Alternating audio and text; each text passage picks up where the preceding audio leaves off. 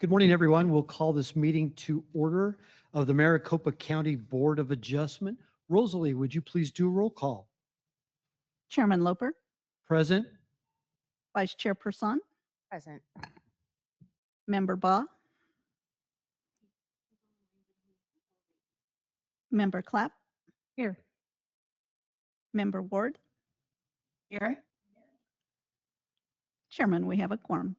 Thank you very much. Before we go further, I did want to make an announcement about our membership.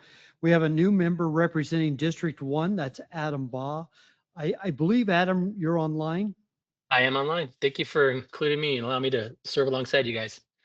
Of course, welcome aboard. I've known you a long time, and some of the other members here do and some don't, but welcome aboard. We look forward to having you serve with us on here.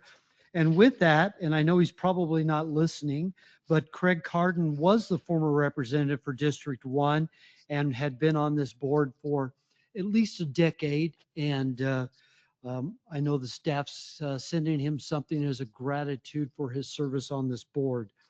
With that, I'll move on to the announcements.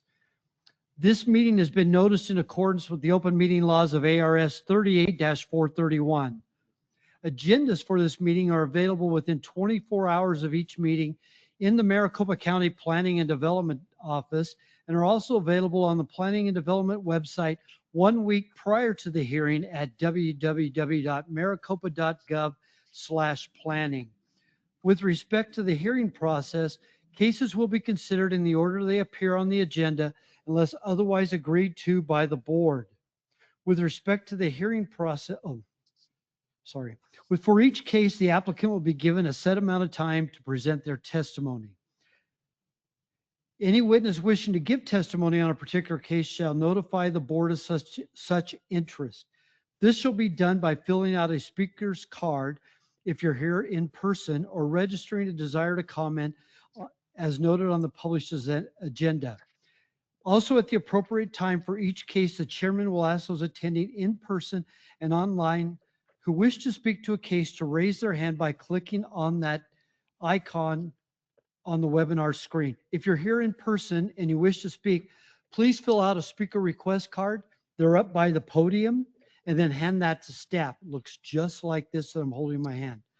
Staff will provide the chair with the names of persons who have registered and noted a desire to comment and those registered participants who have raised their hand. The chair will call on each named participant one at a time. Such testimony shall be limited to a maximum of 3 minutes.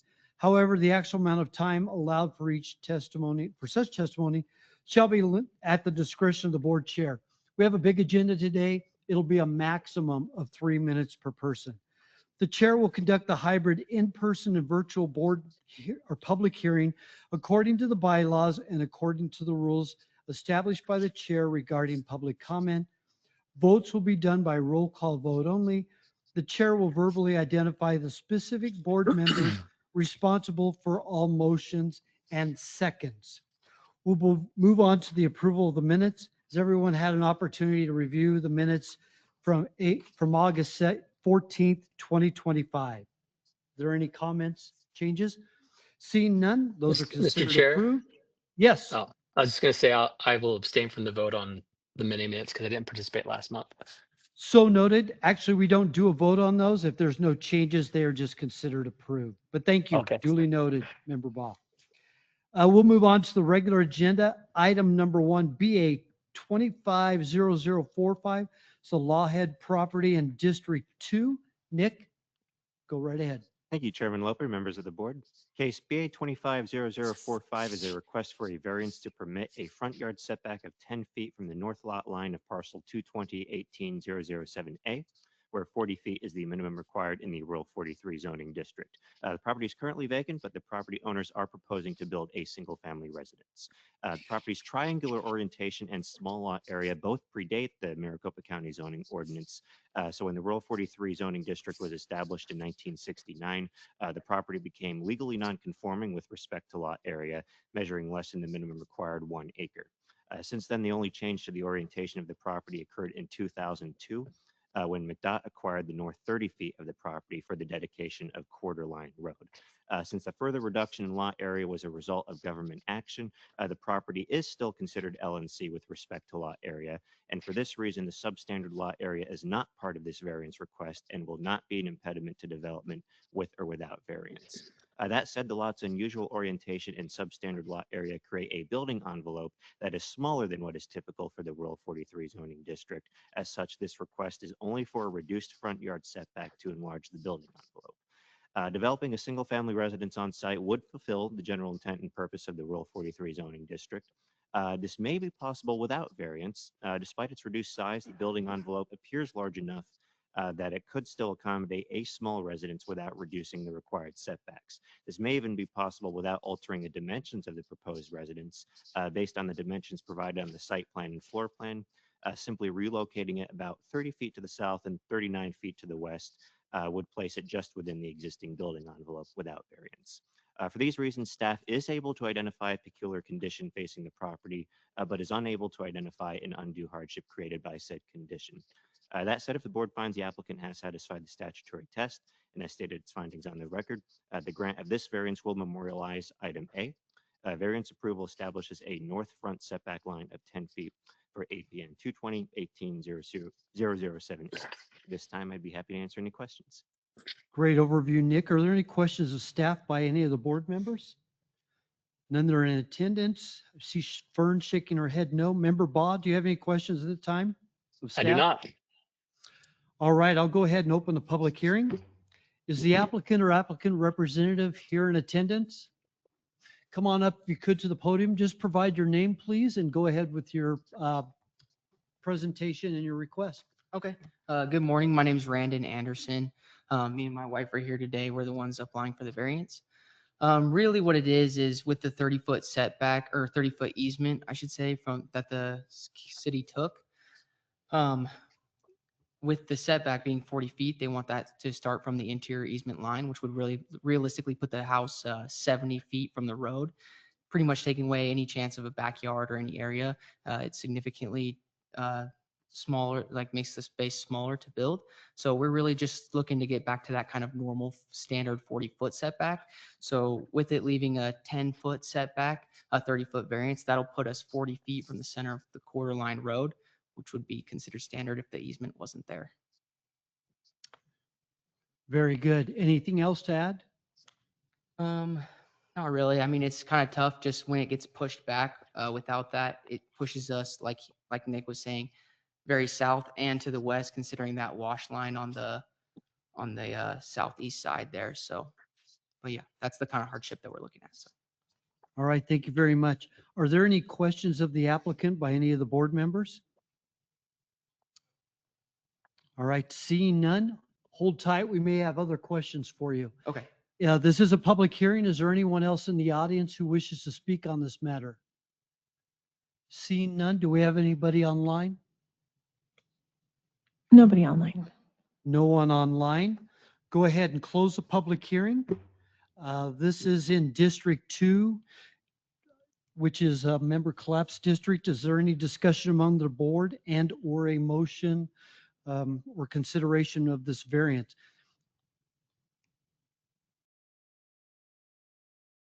Thank you, Chairman. Based on what I've observed with this case, it appears to me, and it has been stated, that the staff itself has identified a peculiar condition of this property. And I do sympathize with the applicant for wanting to have a backyard.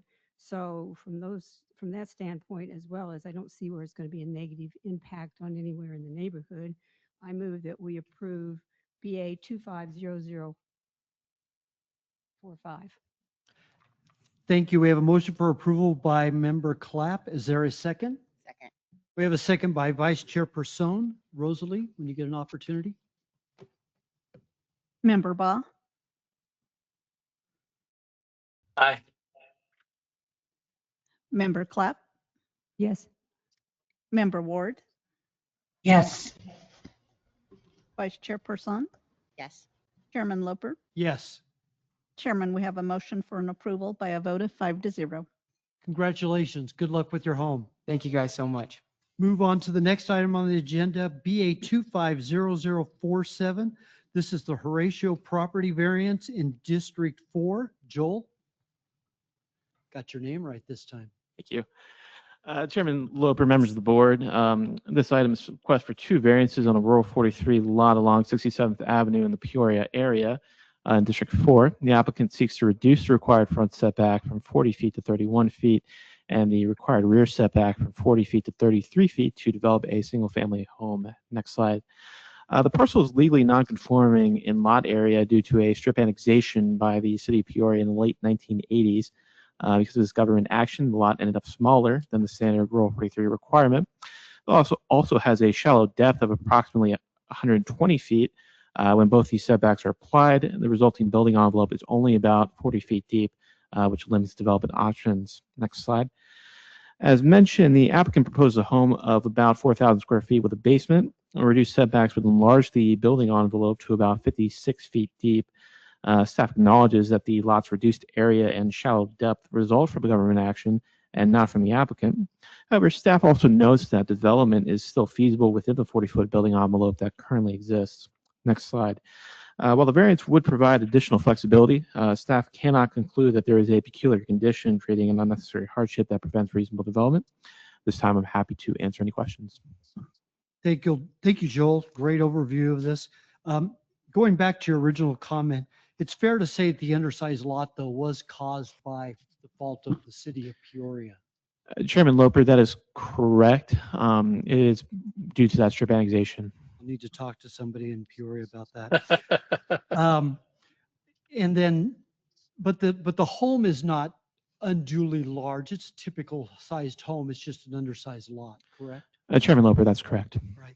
Thank you. Anybody else have any questions of Joel at this time? Seeing none, thank you very much. Go ahead and open the public hearing. Is the applicant or applicant's representative here in attendance? Chairman, I have Chris online. He's unmuted. Chris may need to unmute on his end, and then he can speak. Hi there. Thanks for your time today. Go right I ahead. I represent the owner. We designed this home for him. Typically, the shorter of the two sides is the front and the rear setback, and so that's how this building was originally designed. Upon over the reviewer's advice, it would be separate. So the longer side is going to be the front and the rear setback, which made it difficult to fit this particular property on this lot. So that's why we're requesting a variance of 9 feet on the front and the rear setback. We will still be significantly off of the major road, which is 31 feet. And this would allow for this particular building to be constructed. Thank you. Chris, if you could provide your name for the record. Yes, my name is Christopher Ontiveros with 312 Architect and Design. Thank you. Does that conclude your presentation? Yes, it does. Thank you. Thank you. Is there any questions of the applicant by any of the board members? All right, we may have more questions for you. As I mentioned, this is a public hearing. Is there anyone in the audience who wishes to make a comment on this particular item? Do we have anyone else online? No one There's else no one online. online, Chairman. Thank you. Go ahead and close the public hearing. As I mentioned, this is District 4. I am that representative. However, I always appreciate if someone else would be willing to make a motion. I will mention as that representative, I don't have an issue. This is an undersized lot, and I always am in support of seeing those utilized. I don't like to see them just remain vacant. So I am in support of the variance with that. Turn it over to other board members for discussion and or a motion. Vice Chairperson, Member Fern, or Member Ward. Fern, go ahead. I would, I agree with you if it was the city's fault, I would like to make a motion approving the variance on BA 250047. We have a motion for approval by member Ward for BA 250047. Is there a second? Second. We have a second by member Clapp. She just beat you, Adam. I defer. The new guy shouldn't be jumping ahead of others. Member Ba,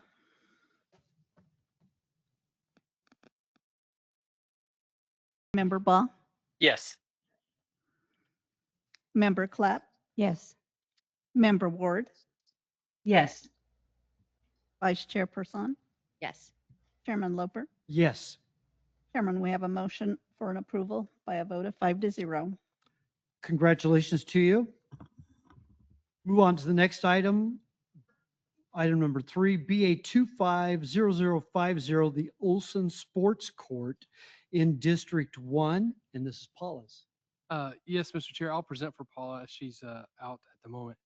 Okay, go ahead, Darren. This is a proposed use-specific 5-foot setback for a private sports court where 20 foot's the minimum required. Darren, I think your microphone's off.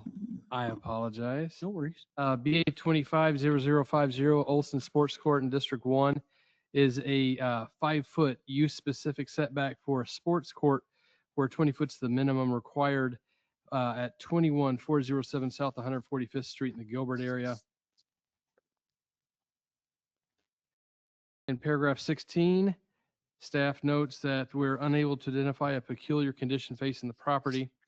The subject parcel is flat, not encumbered by floodplain or other topographical constraint. Staff is unable to identify an undue physical hardship created by the application of the ordinance. In fact, the site has been developed for a single-family residence, which fulfills the general intent and purpose of Rural 43 zoning district. The variance could have been avoided had setback requirements been addressed with review of a building permit prior to construction. However, should the board move for approval, we offer paragraph 17, item A, which would memorialize a 5-foot east setback for the sports court. Thank you, Darren. Great overview, pitch hitting for Paula. Are there any questions of Darren at this time? Darren, would you repeat what is the code required setback requirement? 20 feet. The code requires for any sports court like a tennis court, pickleball court, basketball court, the code requires a 20-foot setback from any lot line for adjacent to a property under separate ownership. Is the code requirement for a sport court different than a code requirement if this were a structure? Or is it the same 20-foot? No, that setback? it is, Mr. Chairman, Member Ball, it is a different requirement. Detached accessory structures can be as close as 3 feet to a required rear or side lot line. They can't be located in the required front yard. And if encroaching into the required rear or side yards, they may not occupy or cover more than 30% aggregate of that yard. Okay. And then if I could add on to that, as we know from our case the last couple of months, that's measured to the painted line, correct? Mr. Chairman, that's correct. There's not a requirement as to where you may place a slab. Impervious surfacing is just subject to drainage review. So as long as stormwater and other drainage requirements are met, it is fine. You start building structures, and we do have height. Once you start going vertical structures, we have height and setback requirements. But since this is specific to a court, which is often flat work, we do measure it to what we consider to be the court. So if your driveway is right on your lot line, you can have your court 20 feet in. If that's where you consider the edge of the court and it's striped, that is sufficient. Okay, so there is a permit then for the slab that they should be getting, but where they stripe it, not necessarily. There would be there's not specific requirements for flat work permitting, but there may be grading permit related to any surfacing. There certainly would be permits related to any lighting or fencing or other structures. Electrical, understood. Thank you very much. Any other questions of Darren or other staff at this time by any board members? Did this come to us as a violation letter? Let me double check.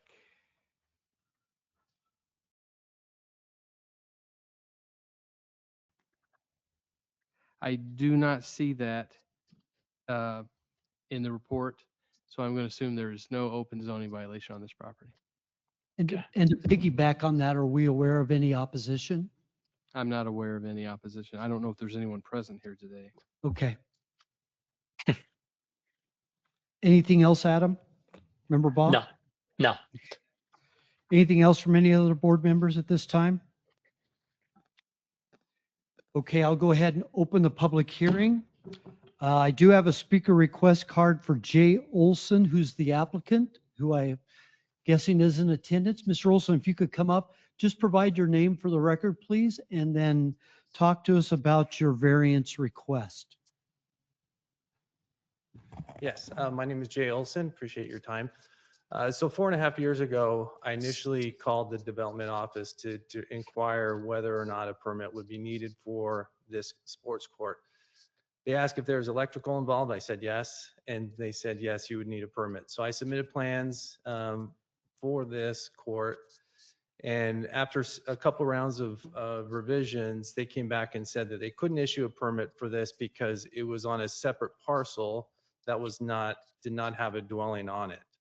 I just started the process to combine the lot where the court is on with the lot where my house was, and they at that point as well they did point out that zoning law of the 20-foot setback for a tennis court and or outdoor recreational structure. And at the time I interpreted, because there wasn't really any defined definition of what that was, I interpreted that as a visible structure from a neighboring property, and which would have been light poles, basketball hoop, what have you, because there is nothing in the ordinance that says court lines or anything else, and that was never even brought up to me until just a few months ago. And my court lines are about 17 feet away from the property line. The property is surrounded by a 6-foot tall block wall, and the property line in question does have, my neighboring property has a row of mature trees that nothing is visible from their property to mine anyways. And with no objection from my neighbors, and the lot combination took about 1.5 years. So the court was built, granted, I'm aware that there was no permit for this concrete slab to be built, and the other issue I had is rotating the court in the other direction. I have a 20-foot easement running through the center of what is now the current property for a 6-inch Town of Gilbert water line. So that would have encroached on that water line if I would have rotated to keep the entirety of the concrete slab at least 20 feet away. And just with use, appropriation on the property to maintain a 20-foot distance away does create a bad use of the property in my opinion, and I think creates an environment where a lot of people do not pull permits for these courts because of that particular vague zoning law. There's dozens of courts around me that are right against a property fence, and with the zoning ordinance of pools and RV garages can be 3 to 5 feet away, it seems, in my opinion, unreasonable that a concrete slab with lines on it has to be 20 feet away. So I'm requesting a variance in this. The light poles and anything visual from a neighboring property is further away than 20 feet. That's all I have to add. Thank you. You wouldn't know this, but we had a case the last couple of months on a Mhm. very similar issue. Yeah. So we've fortunately or unfortunately became very I wouldn't say knowledgeable, but we came up to speed, if you will, about this. And I would agree with you that there's some ambiguity and how it's interpreted and how it's I guess, how it's played out, the public knowledge to it. And I think that it would bear possibly the county taking a look at the language and how it's done. I would tell you the reason for having it a little bit further away, is evidenced in the last cases, is that there is a noise component to it, and there is the potential for a tennis ball, a pickleball, a basketball bouncing into somebody's yard. Mhm. Maybe not in your case, but there's a noise component, Sure. there's a ball Sure. component. Not your case, but the other one there was. Yeah. Wouldn't bother me, but it would bother somebody else. And Are you aware that is your neighbor, you said the neighbor's good? Yeah. Neighbor's not complaining? You Yeah. don't have any complaints No. that you're aware of? No. Uh-uh. Okay. And I could say the same thing about pools too. Sure, There's certainly. even more noise and pool toys and things that could get over a fence when it's 3 feet away. Or an RV garage that's Sure. multiple story. Sure. So you mentioned that this started because you got permits for the electrical for the lights? I submitted plans for the entire court. Okay. I, went through the entire process and I think on my third revision, that's when they came back and said that because this is on a parcel by itself, they couldn't issue a permit. And that had been 3 months after I submitted plans before they told me that.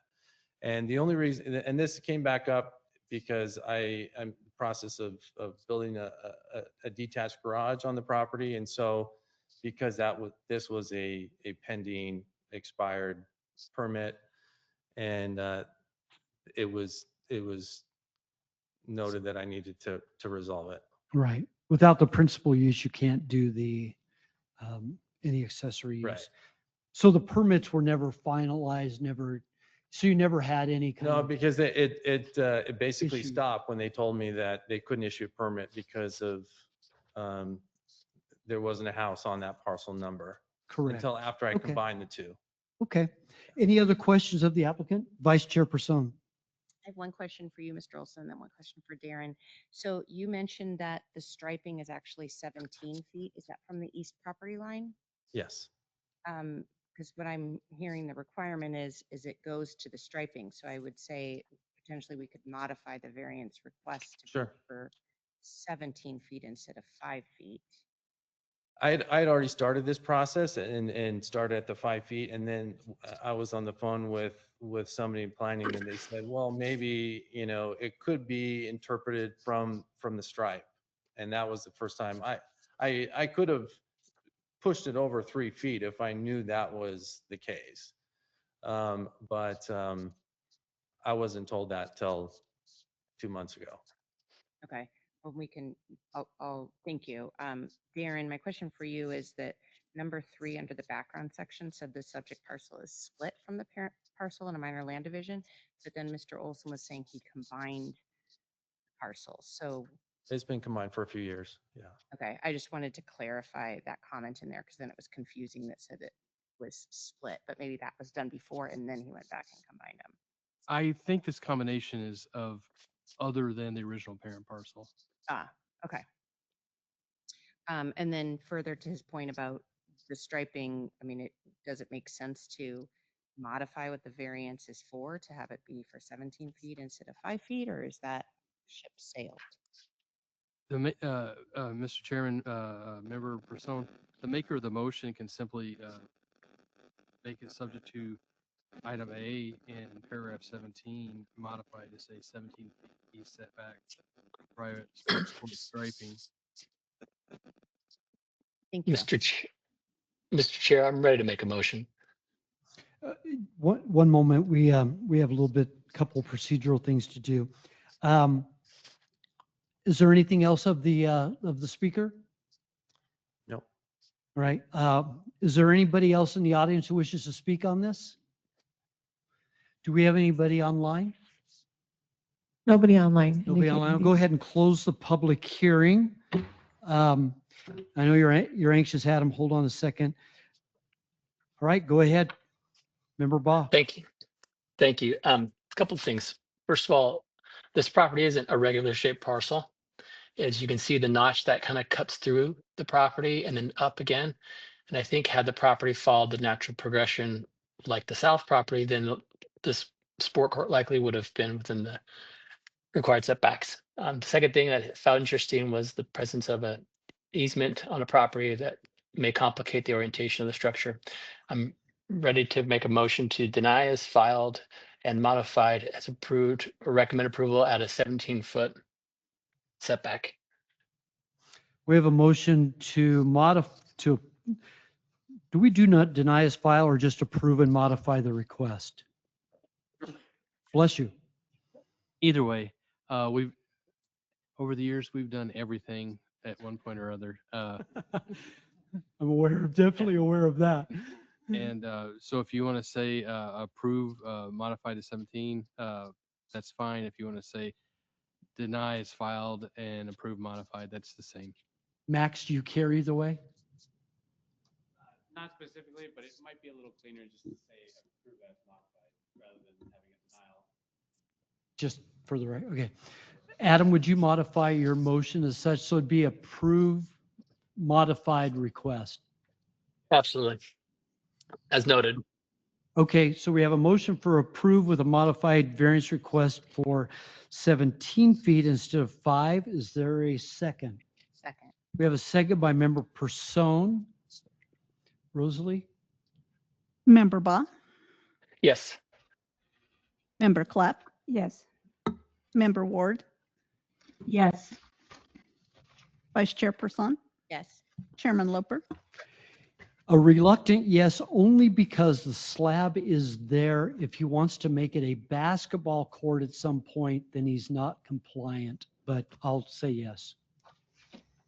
Chairman, we have a motion for an approval by a vote of 5-0. Thank you. Good luck. Thank you. All right, we'll move on to the next item, BA 250051, the Romanowski variance in District 3. And this one is Andrew. Thank you, Chairman and members of the board. The BA 250051 is a request for an amended front setback to 21 feet where 40 feet is required. A request to allow structures outside of the platted building envelope where no structures are permitted. And finally, a request for a block wall outside of the platted building envelope where only non-obstructive drainage fencing is allowed. The parcel is approximately 36,000 square feet in size within the R135 RUPD zoning district of Supervisor District 3. The parcel is part of the Desert Hills RUPD, which subsequently established a plat in 1987 with the current home being built in 1996. When established, the plat utilized parcel-specific building envelopes. Areas outside of the envelope would be considered de facto drainage areas, which would filter to the drainage easements established on the plat and throughout the parcel. The subdivision does not utilize drainage tracts or drainage basins as required in today's zoning ordinance. Any new development or buildings, including the proposed CMU wall, would need to conform to current drainage practices and policies. Any future construction is forbidden in the drainage easement areas. Staff notes that the front yard reduction request is only due to the nature that the county uses to determine front yards within the interaction of the cul-de-sac. If the proposed structure was in a different location, the use would be allowed up to 5 feet within a rear or side yard. Thank you very much. At this point, I would be happy to answer any questions you may have. Thank you, Andrew. Great overview. Are there any questions of Andrew or other staff at this time by any board member? All right, seeing none, go ahead and open the public hearing. Is the applicant or applicant's representative present? I do have a speaker request card from the applicant. It says as needed, but we would like you to speak. Mark or Kristen Romanowski? Hello, good morning. My name is Kristen Romanowski. I am the owner of the property along with my husband, Mark. We're asking for the variance. Our property is an odd shape because we are at the end of a cul-de-sac. So the front property line is kind of our west facing and north facing parts of our property, which is where we want to put it on the west or the north side of our home. Our home and our driveway kind of take up the middle of the usable space within our property. And by putting the easement 21 feet off, we'll be able to put an accessory building there that is not viewable from the street, but is also outside of the floodplain as well as our septic system. So it puts us right in the middle of everything from that perspective. Same thing with the block wall. If we bring the block wall 20 feet in, it'll be right in the middle of our septic, which is not a great place to put a block wall. So we're trying to avoid all of the other obstacles within our yard. Understood. This is a good evidence of why you don't put building setbacks on a plat. Any questions of the applicant by any of the board members? Member Clapp. There's an existing building now. You're going to tear that down and then build it on top of where it was? Correct. Okay, thank you. Any further questions by any of the board members of the applicant? All right, thank you very much. This is a public hearing. Is there anyone else in the audience who wishes to speak? Mr. Romanowski, nothing? Do we have anyone online? Nobody online. Nobody online. Okay, I'll go ahead and close the public hearing. As I mentioned, this is in District 3. Vice Chairperson, would you like to make a motion? Yes, thank you. I do think that the location of the septic system creates a challenge to move this. Otherwise, I would have said, can you push it further away? So I will move that we approve case BA 250051, subject to the language in the staff report. We have a motion for approval by Vice Chairperson. Is there a second? Second. We have a second by Member Clapp. Rosalie? Member Ba, Yes. Member Clapp, Yes. Member Ward, Yes. Vice Chairperson, Yes. Chairman Loper. Yes. Chairman, we have a motion for an approval by a vote of 5-0. Congratulations. Good luck with your home. Thank you. Move on to the next item on the agenda, item number 5, the Miller Residence Variance, BA 250052 in District 3. Darren, I guess this Yes. hitting again. Mr. Chair, members of the board, BA 250052 Miller Residence in District 3 is a variance for hillside disturbance outside the principal building envelope at 43711 North 10th Street in the New River area. In paragraph 15, staff has notes that the applicants demonstrated there is a peculiar condition facing the property and that there's a wash traversing it and limiting where the septic system can be safely and feasibly installed. Due to physical and geotechnical limitations created by the existing horizontal slopes and the existing wash that runs through the center of the site, feasible installation of the septic system is limited to the west portion of the property extending outside of the principal building envelope. Further, the general intent and purpose of the zoning ordinance will be preserved. The single-family residence will meet Rule 43 development standards. The variance will simply allow for the installation of the septic system outside the principal building envelope. This would not be possible without a variance. Should you act to approve, in paragraph 16, we have conditions not conditions, we have items A and B that will be memorialized, noting that the hillside disturbance outside principal building envelope is limited to 4,303 square feet for installation of an on-site septic system. And further memorializing that approval is not related to driveway or utility connection outside the principal building envelope, which will exceed that 4,303 square feet. Happy to answer any questions. Thank you, Darren. Great overview. And I'm glad you make that clarification now regarding utility stuff outside their control. Any questions of Darren or other staff by any of the board members?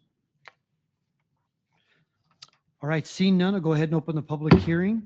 Is the applicant or applicant's representative in attendance? Chairman, Yes, I hi. have Mike. Yep, he's ready to go. Go ahead. If you could just give your name for the record, please, and go ahead. I apologize for interrupting. My name is Mike Pruffling. I'm the civil engineer of record. I designed the system, and as it was described, the septic system that you see on the screen and kind of in the lower left, There's a wash that runs through the site, which really makes the available area to install a septic system reduced by 50%. And being that this is a hillside lot, the septic system as shown is on the downhill side, which is the most practical for construction. And it's going to be adjacent to the entry road into the residence. So again, seems like we believe it's the ideal spot for servicing the septic system, and really we believe it's kind of the only place we can install this system. So that's and maybe another important factor is the system as you see it has been fully approved by Maricopa County Environmental, the MCESD group, which I believe is kind of the main regulatory agency.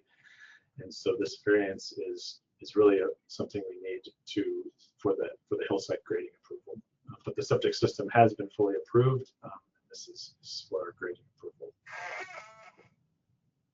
So we believe there are two hardships: the wash running through the center of the site, and then being that it's hillside, this is the downhill side where you would install a system. This is sort of our only place to put it, we believe. All right, thank you very much. Are there any questions of the applicant by any of the board members? All right, thank you. Do we have anyone else in attendance or online who wishes to speak on this item? Nobody else online. Nobody else online. I'll go ahead and close the public hearing. This is in District 3. Vice Chairperson, would you like to lead the discussion and or make a motion? Yes, I'm just going to go ahead and make a motion that we approve case BA 250052, subject to the language in the staff report. We have a motion for approval by Vice Chairperson. Is there a second? Second. Oh, she just beat you, Fern. We have a second by Member Clapp. Rosalie? Member Baugh, Yes. Member Clapp, Yes. Member Ward, Yes. Vice Chairperson, Yes. Chairman Loper. Yes. Chairman, we have a motion for an approval by a vote of 5-0. Congratulations and good luck with your residents. Next item on the agenda, BA 250053, the Cohen Wagner property in District 1. Nick? Thank you, Chairman Loper, members of the board. Case BA 250053 is a request for a variance to permit a front yard setback of 30 feet on APN 30490-072D, where 40 feet is the minimum required in the Rural 43 zoning district. So the property is one of 5 parcels oriented around an ingress-egress easement for 193rd Way, created from an unregulated lot split in 2023. The subject parcel is one of 2 flag lots, so to speak, in the lot split area. Its panhandle or flagpole corresponds with the west half of the approximate north half of 193rd Way. So as the easement continues south from that flagpole along the east lot line, it provides direct access to the existing residence. As such, the east lot line functions effectively as the front of the property. Now, due to the flagpole, the property does have legal frontage along Happy Road as well, which means that both the north and the east lot lines have street frontage. Since the north lot lines put together are still shorter than the east, one interpretation to make from the lot's orientation is that the north is technically the front, making the east the street side. And so when the existing residence was given zoning clearance, the east was understood to be the street side and the north was understood to be the front. So at this point, it's important to note that the applicant's original request was to reduce the front yard setback from 40 feet to 8 feet, with the understanding that the front setback is measured from the north. That's where the owners intend to build a detached accessory building. It was considered to be an appropriate location because it does function effectively as a side yard. And the zoning ordinance does allow accessory buildings in side yards, just not in front yards. An alternate interpretation, however, may be derived from the fact that the entire flagpole portion of the lot is within the easement that fronts the east lot line. And for this reason, the unencumbered area of the property has no direct access to Happy Road to the north. Upon reviewing this case, staff's interpretation now is that the east is the true front yard. This interpretation would also establish a rear yard to the west and side yards to the north and south, respectively. Furthermore, a detached accessory building could be permitted in the north yard without need for variance. And since the unencumbered area of the lot has no frontage along Happy Road, the north yard would be considered an interior side yard rather than a street side yard. However, since the existing residence was built to a setback of 30 feet from 193rd Way, a variance would still be necessary to negate what staff now considers to be a non-conforming setback. So if the board finds the applicant has satisfied the statutory test and has stated its findings on the record, the grant of this variance will memorialize item A. Variance approval establishes an east front setback line of 30 feet as measured from the 193rd Way street line for APN 304-90-072D. At this point, I would be happy to answer any questions. Thank you, Nick. I'm asking for a clarification. I definitely appreciate the overview because these kind of lot configurations are confusing at best. So the variance request, is this for the requested accessory structure or for the existing residence? Chairman Loper, the request was originally to accommodate that detached structure because it was understood when the variance was submitted that the north would be considered the front. Because when the house was permitted, when the house was given zoning clearance, it was interpreted that because of that little tip of the flagpole fronting Happy Road, that the north would be considered the front. And so when the applicant submitted this request, because the north was considered to be the front, you can't have an accessory building in the front setback unless you reduce the front setback. So that's what the request was originally intended to achieve. But upon our review now, based on the facts of the case, how the easement encumbers the entire flagpole, the unencumbered portion of the lot, the portion of the lot that's not encumbered by easement, there's actually no direct access to Happy Road. The only frontage then to the unencumbered area of the lot is from the east. So our interpretation now, based on the facts of the case, is that the front should be, or the east rather, should be considered the front. So the variance is no longer necessary to accommodate the detached structure, but it would need to be, it is necessary to accommodate the existing residence because now the existing residence is considered non-conforming because it's set back only 30 feet from that easement when with a front yard, it should be 40 feet. So it would need to be reduced to 30 feet to no longer be non-conforming.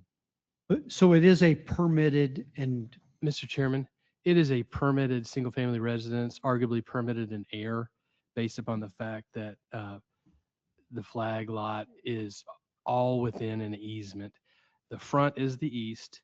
What is before you is a request to memorialize a variance to memorialize the non-conforming setback to the east. if they wanted to do an addition or something, this helps them. Correct. And it memorializes the different interpretation too. Okay, makes sense. Any other questions of staff by any of the other board members?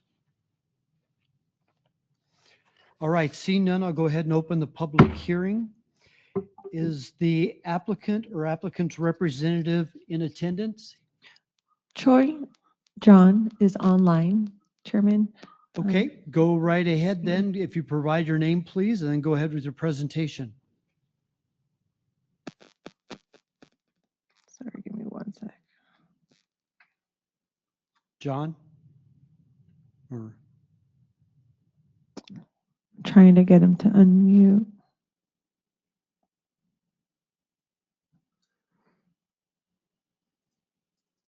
I thought somebody said John. Troy John, sorry. One sec.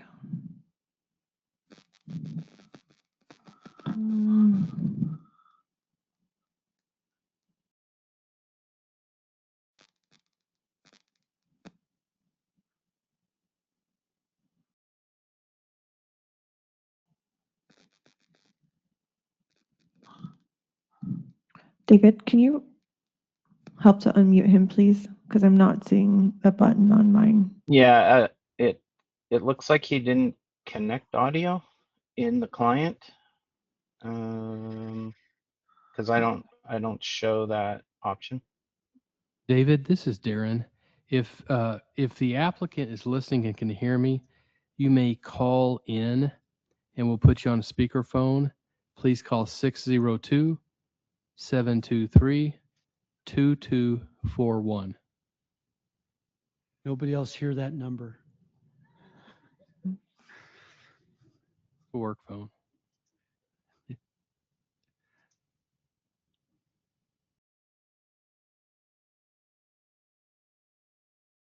I'll be turning it back in sometime. Troy, between did 2 you get 2 your weeks from tomorrow or audio 2020. connected?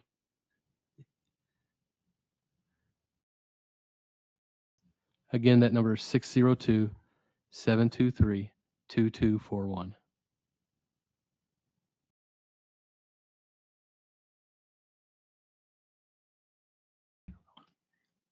He said he's working on it. He messaged me Yeah. right now. Troy. So it looks like he may have access to the microphone now, but and I have him unmuted, but he has to unmute on his side, and maybe he's having a challenge with that. So if it's easier, he can just call Darren's phone.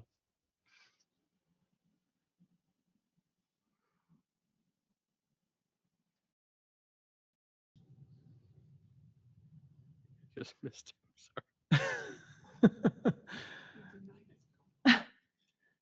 What I get for having it on vibrate.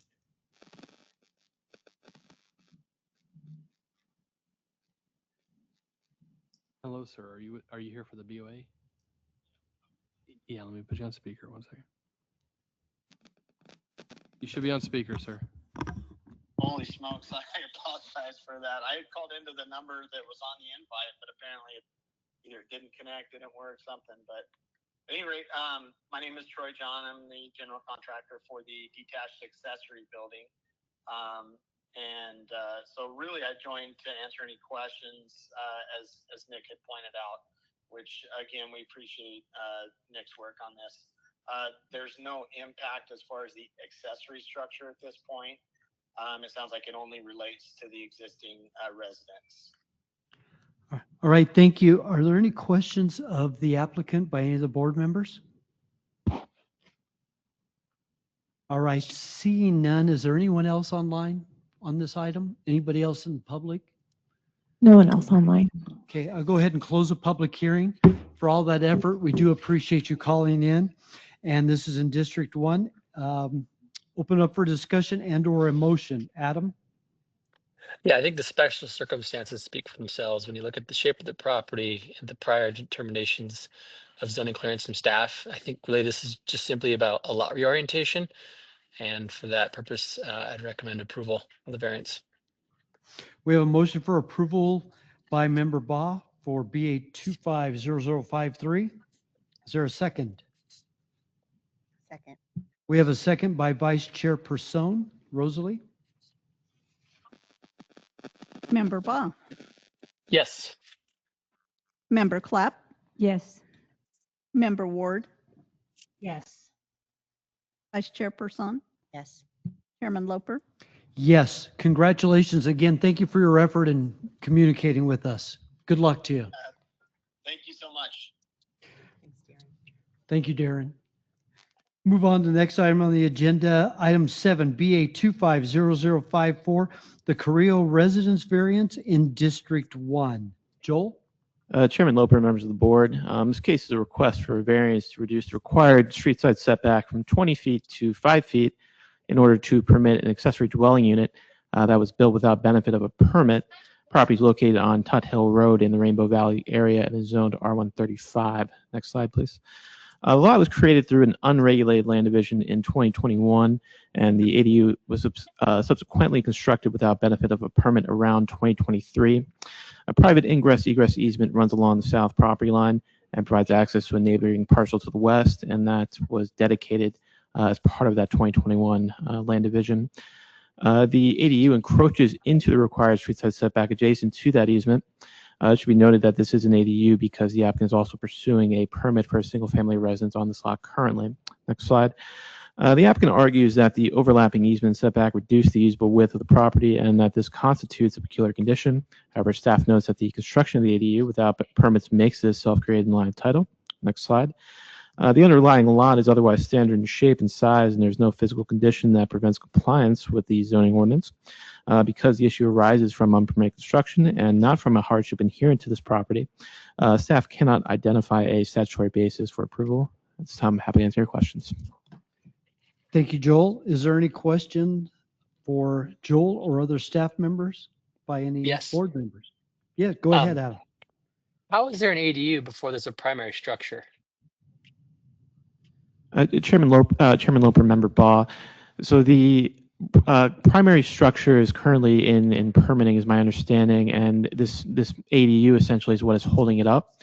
The primary structure would be located within primary structure setback, so it would be 40 feet to the east, 30 from the north, and then you'd have the street side setback created by this easement. And so the ADU, to my understanding, as an accessory structure, can't conform to accessory structure setbacks. In this case, as a street side structure, it needs to be 20 feet rather than 30 feet in normal circumstances. Is that it indicated on the exhibit? Chairman Loper, let me double check here. It also said that the original residence was demolished. Correct. Yeah. Yes, Okay, Chairman I Loper. missed that. Just to clarify, there was a residence that was on this property that was demolished sometime in the 2010s. This was to replace that residence.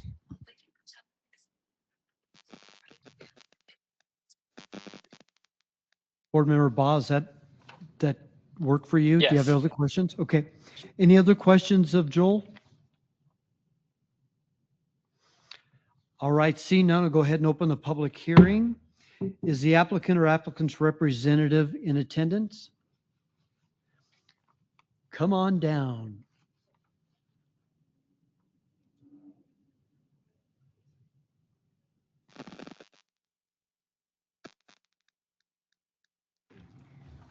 Channeling my inner Bob Barker. Hi, good morning.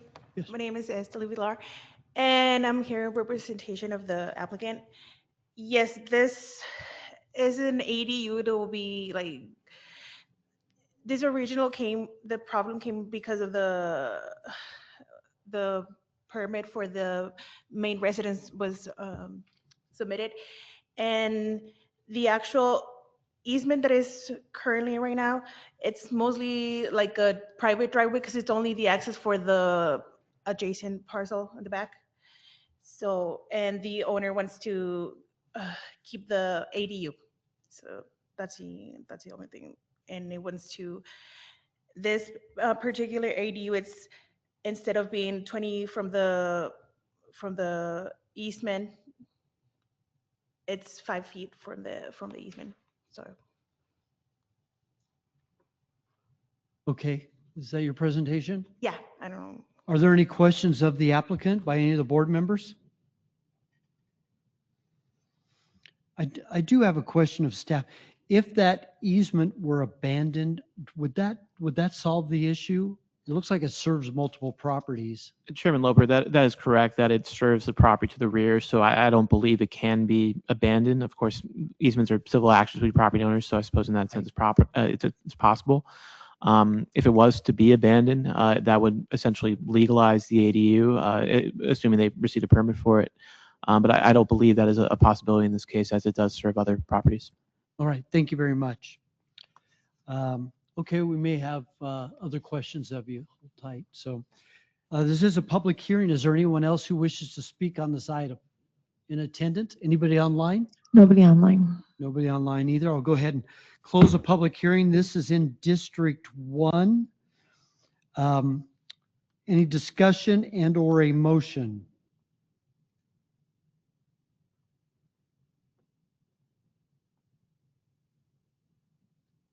Well, this isn't in my district, but Adam, if you're okay, I'll make a motion. Fire away. It's not in my district either, but Yeah, it seems like it should be District 5, but I'm not in the Rainbow Valley area. It seems District 5, but boundaries are weird, so I don't know. That is District 5. I apologize. It is District Okay. 5. Okay. All right, Member Ward, I'll turn it over to you then. Fern, it looks like you're muted. I am. I was going to say, go ahead with your motion, please. All right, I move that we approve case BA 250054, subject to the language in the staff report. We have a motion for approval by Vice Chair Person. Is there a second? Second. We have a second by Member Ward. Rosalie? Member Baugh, yes. Member Clapp, Yes. Member Ward, Yes. Vice Chairperson, Yes. Chairman Loper. Yes. Chairman, we have a motion for an approval by a vote of 5-0. Congratulations. Good luck with the reconstruction of the other one. Thank you. Move on to agenda item 8, BA 250056, the Haviland Garage variance in District 4. Joel. take it for you. Chairman Loper, members of the board, this request concerns property on 102nd Avenue in the Peoria area for a detached accessory garage that are constructed. They seek to reduce the front setback from 40 feet to 30 feet in order to extend this garage. This is to house a 40-foot long recreational vehicle inside the garage. Next slide. The garage was originally permitted in 2018, and the lot itself is of a standard configuration. There do not appear to be any slope issues, regular shapes, or easements that restrict this development. Next slide. Staff knows that the site already has multiple driveways accessing 102nd Avenue, which is not compliant with the current zoning standards, but is treated as legal nonconforming since the garage was previously permitted. Next slide. The applicant stated the garage cannot be extended to the rear due to the location of the septic system on the property. That in and of itself does not constitute a peculiar condition of this lot. The property does remain fully usable without a variance, and no hardship would be imposed by the zoning ordinance in this case. This time, I'm happy to answer any questions. Thank you very much, Joel. Good overview. Are there any questions of staff or Joel? All right, seeing none, I'll go ahead and open the public hearing. Is the applicant or applicant's representative in attendance? Come on up and provide your name and give us an overview of your variance request, please.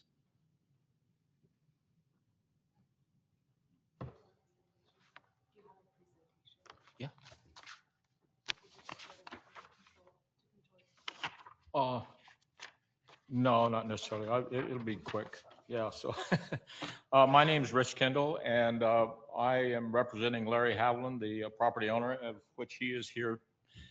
He's in state at this time. So the reason we asked for this variance is the original building, the original garage, he wanted to build it larger, and we realized we couldn't because of the septic system, and then found that we had to have a variance. So at the time, didn't have the motorhome, and at the time, he went ahead and he built the building, permitted it, did all the things he was supposed to. Well, then now we got the motorhome, and we need an extra 10 feet onto that building in order to park that motorhome in there. That'll, make the length of the building a little over 47 feet, I think, and then the motorhome is 40 feet. So that gives us enough room. That takes it off the street. It puts it, from a weather perspective, protects it. So that's really the purpose of it. And we didn't realize, we didn't know that there was a requirement for driveways until this all came up. But it is what it is. So we're asking for your approval. All right, thank you. Are there any questions of the applicant by any of the board members? All right, thank you very much. Is there anyone else who wishes to speak on this item in attendance?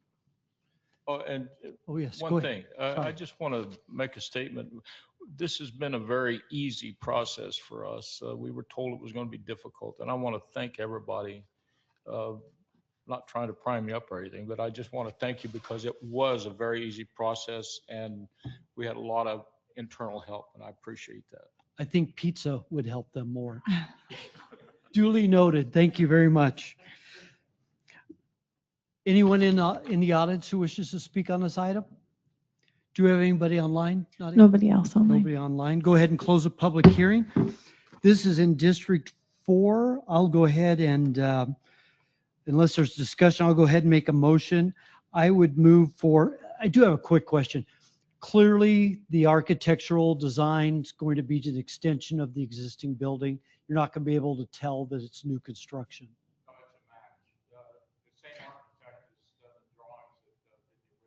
Thank you. I move for approval of BA 250056. Is there a second?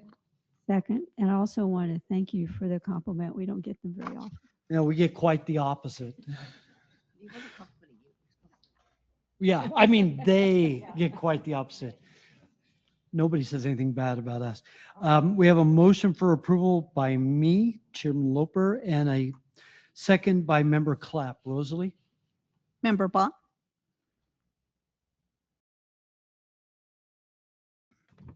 Yes. Member Clapp? Yes. Member Ward, Yes. Vice Chairperson, Yes. Chairman Loper. Yes. Chairman, we have a motion for an approval by a vote of 5-0. Congratulations. Good luck with your work. Next, the last item on the agenda, TU 250036, Jimenez Ranch Temporary Use Permit in District 4. Andrew. Thank you, Chairman and members of the board. Mr. Chairman, real quick, this is Adam. I don't know how long I'll be able to participate in this one as I prepare to board a flight. So if you do call for a motion, I don't respond. It's just because I've lost connection, but I'll probably participate as long as I'm able. No worries. We do have enough for a quorum. Appreciate you being here as long as you can, and good luck and safe travels. Go ahead, Andrew. Thank you, Chairman and members of the board. TU 250036 is a temporary use permit request for a wedding event on October 25th, 2025 for approximately 150 guests from 4 to 11 p.m. The request is located on a 6.3 acre R16 zoned parcel located at approximately 83rd Avenue and Northern in the Glendale area. The residence has an open violation dating back to 2023 for operating an illegal event venue and unpermitted construction of the facilities. Staff has been working with the applicant since January of 2024 on a special use permit for the event venue under SU 240014, which has subsequently stalled after approximately 3 reviews. The applicant is proposing a temporary use permit. The applicant has proposed a temporary use permit for the same event last year and subsequently did not appear for the Board of Adjustment hearing, which resulted in the case being tabled. Staff has multiple concerns with the proposed event venue, including traffic safety, event safety, fire department emergency site access, sanitation, and unpermitted structures being utilized. Staff is extremely concerned with the layout, moving all vehicles through the site to the rear parking area. The applicant has not provided documentation from the fire service indicating appropriate emergency access or commercial service. Staff recommends denial of the proposed temporary use. Please, no interruptions from the audience. He's violating your procedures. No, he's not. Please, I will have you removed if there's another outburst. I'm not going to put up with this. Go ahead, Andrew.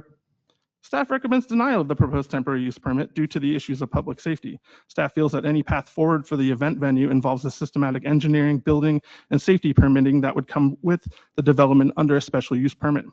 However, if the board chooses to approve the TUP, then the staff offers conditions A through O for consideration.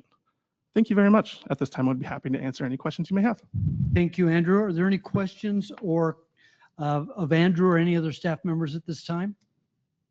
I do have a couple. So they have a special use permit, but it's not really advanced from the initial application. Yes, there has been an application for a special use permit. We have gone through 2 to 3 rounds of review.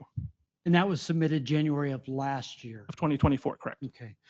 And then they had a temporary use permit that came before us last year, but it didn't go anywhere. Correct. The hearing was scheduled for October 17th, 2024. Okay. Is this similar to the one that came up for us last fall? Last fall requested additional events. This one is only requesting one event. One for just the one event on October 25th. Correct. Okay. All right. Any other questions of staff at this time? All right. Thank you very much. We may have more. Go ahead and open the public hearing. Is the applicant or applicant's representative in attendance? Yes, come on up.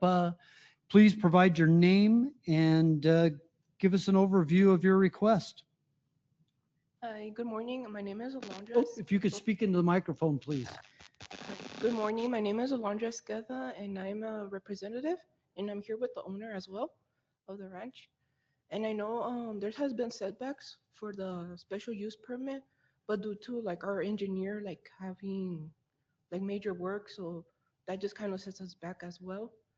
And like there's been like other issues like me not fully understanding much of it, but we're trying to get through it as quickly as we can. And I know there's some concerns about like the fire exits or like emergency exits, and through the like the west side of the property, there's like a canal right there, so like we can't get like another exit through there. And then on the other side there's like other owners right there, and we have talked to them about like them giving us access to their road so we can have an emergency exit, but they don't want to comply with us. So, and by like previous events there before, like we have never had like a problem or nothing like that, since the property is like pretty like really big, and we do have security for events, so they have to take care of everything like as quickly as possible. They're trained, and like if an emergency happens, like everything's just gonna go flow through. Like I guarantee like there's not gonna be no issues.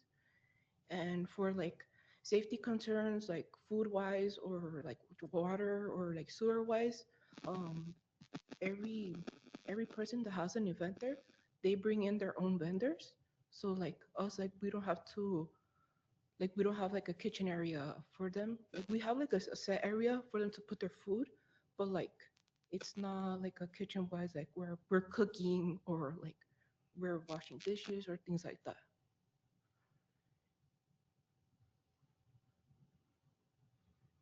Okay. Would you mind, tell me about this particular event. I know that Andrew gave a good overview of but tell me in your own words, the time, number of people. I know it's a wedding event. Tell me a little bit about what's happening. What kind of security, traffic control that you're proposing for it? Okay, so the wedding itself is gonna be from like 4 to 10. If you could or- speak up in the microphone, please. So the event itself is gonna be from like 4 to 10, and then from 10 to 11 is gonna be like cleanup time. So like at 10 o'clock, everything's gonna be shut down. Like no more music, nothing at all. And then from 10 to 11 is just clean up, and that's when guests already like half, like majority of the guests are already gone by that time. And weddings, they're more like calming, so there's not like big fuss like going on like other parties, like birthday parties, like it's like But more, just for this event is just one day for a wedding. yeah. Is there live music? They are gonna have a mariachi, which is not like it's not gonna be like super loud. It's just like maybe like 10 feet from where the reception area is gonna be at. With amplified music? No, Just what their instruments, but it's not into an amplified yeah, microphone. no, there's no speakers for them at all. In terms of food, what's being done for food for this event? Is it catered? Is it cooked on site? Yeah, it's catered, more catered food. Food trucks? No, no food trucks. So it's catered, Yeah, brought in by outside vendor? yes. How many guests estimated? 150 people. 150 people. What are you doing for traffic control off Northern? I'm very familiar with this area. For we actually spoke with Peoria because they're in charge of that area, and we have already talked to them that there's gonna be like no issues since like every guest like they all arrive like separately at different times. So like maybe like two cars will come in at the same time, but they're quickly like giving directions to parking. And then like once you enter the gate, like there's like a big section like of cars where they can be there for like less than 5 minutes probably. And then they'll just be given directions for parking. Are you using anybody for traffic control? Anybody going to stand out on the street and guide people? People may arrive at different times, but people probably depart at generally about the same time. Anybody going to be out there directing traffic, stopping traffic? Yeah, we have security. So there's probably gonna be one like in the main entrance and then one like in the exit, like we're going towards the street, and then one for parking. So Do you recall who you worked with at the city of Peoria? the Do you remember her city of- name? No, I don't remember her name. Okay. What about alcohol? Alcohol, there is no alcohol given, unless they like the wedding people, like if they bring their own, They bring there their own. is a bartender that we get, and then they do check IDs and whatnot. And also like when there's one security guard that's gonna be in the front, which is also gonna be like in the area, like just they're looking at people, make sure that there's no minors drinking or there's like nothing bad going on. Okay. And then you're going to be doing your own trash collection at the end. I mean, you'll have trash cans around and, Yeah. okay. Yes. All right, I think that's my questions. Anybody else have any questions? Yeah, Member Clapp? Have you submitted a plan for where you're putting the restrooms and how many will there be for 150 guests? Yes. I believe that's this. It's difficult to read because it's such a large property. Yeah, it's difficult to tell. So how many will you have? For women, I believe it's 3 restrooms, and there's a handicap in there. And then for the men, it's 2 of them. And if there's needed more, we know somebody that can rent us the restrooms, like the public restrooms, the blue ones. When you were talking about this previously, you mentioned that there had been other events on this property. Is that correct? Yes. Were those permitted events, or what kind of events were those? They were the same, like birthday parties, weddings, or like 15s. And we didn't know like we needed to do this process. So that's whenever we had those events. But once we found out that we needed to get permits, then that's when we kind of like stopped and we just continued on with what we had already had. Like we had made contracts with people. And we did have a situation where we canceled the entire thing and we moved their event somewhere else. But it was very difficult because a lot of the vendors that they had, they couldn't go all the way out there, or like their invitations had already been made. So like they had to modify, and that's like more work for them. And also like guests that come out from like different states or countries, like it just makes it a little bit more difficult since like they get like an Airbnb or a hotel like close to the venue. So then like moving it like elsewhere, like it makes it a little bit more difficult. Are you intending to have events in the future? Have you discussed having a special use permit for this property with the staff? Currently, it's just this event that's going on. We don't have anything else in the future until we get the special use permit. Well, you do have a special use permit. Yeah. But the one in process. In process. Okay, I'm sorry, I missed that point. Okay, that's good. Thank you. Another question, in terms of surfacing for your parking, I mean, you don't have paved parking lot clearly, but are they parking on grass, gravel, just kind of an open area? It's more dirt area, but we do water it down, like so there won't be any like dust going around. Do you, and this is a question for Andrew as well. On your previous ones, did you get complaints from neighbors? Is there violation on this? Do you know? There is violation. You Correct. said that, I think. Correct. There's an open violation for the operation of the event venue and unpermitted structures. And unpermitted structures.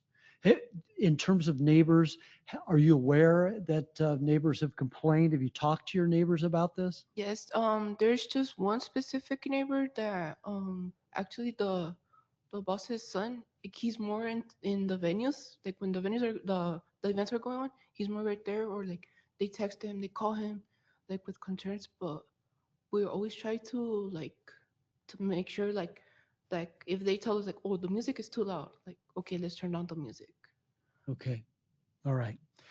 All right. I don't have any other questions. Anybody else? Any other members? Member Ward? Nothing at this time?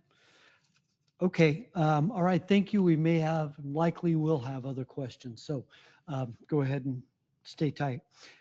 This is a public hearing. Are there other members of the audience who wish to speak on this item? I was not on the speaker's list. That's fine. It's open to the public. Just come up to the podium, provide your name, and you have 3 minutes. My name is Mark Graham. I have no opinion on this particular thing. I have a procedural issue because I noticed planning has done the same thing on our application, recommending denial. Planning is prohibited under your bylaws from making a recommendation to action. That would be page 8, section W of your bylaws. And it says,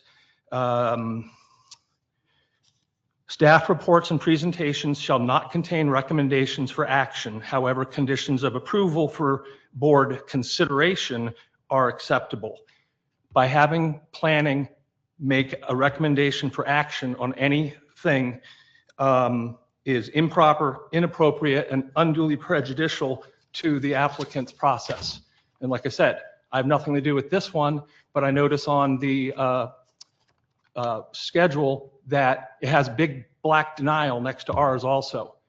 And I want to say they are not allowed to make an approval or denial recommendation. And they should be admonished for doing it because they darn well know they're not supposed to.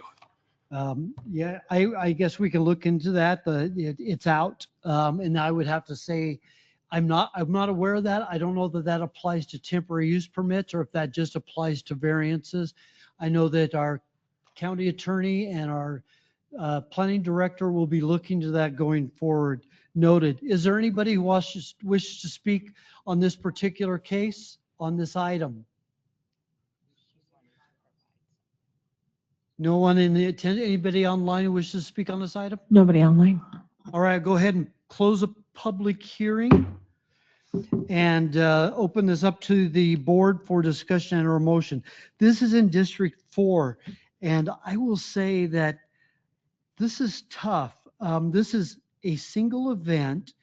Generally speaking, for a single event, I generally am in favor of it, and hear me out, because I like to give people the opportunity to sink or swim on an event, on a single event, especially if they are trying to get the overall entitlement that will take care of the overall solution, a special use permit, which they have applied for, but they've not worked, they're not working, they're not advancing that. They haven't done anything. Andrew, when's the last time that there's been action on the special use permit?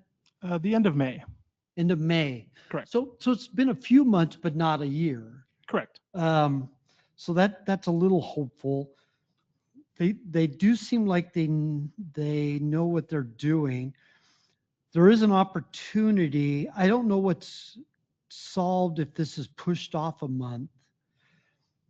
There's an opportunity. We do meet before the next event, but I don't know what's solved if it's going a month. I generally am supportive of staff's gut on these things. Mr. Chairman, can I ask a question? Yes. Is this the first TUP this group has asked for? That's a good question, actually.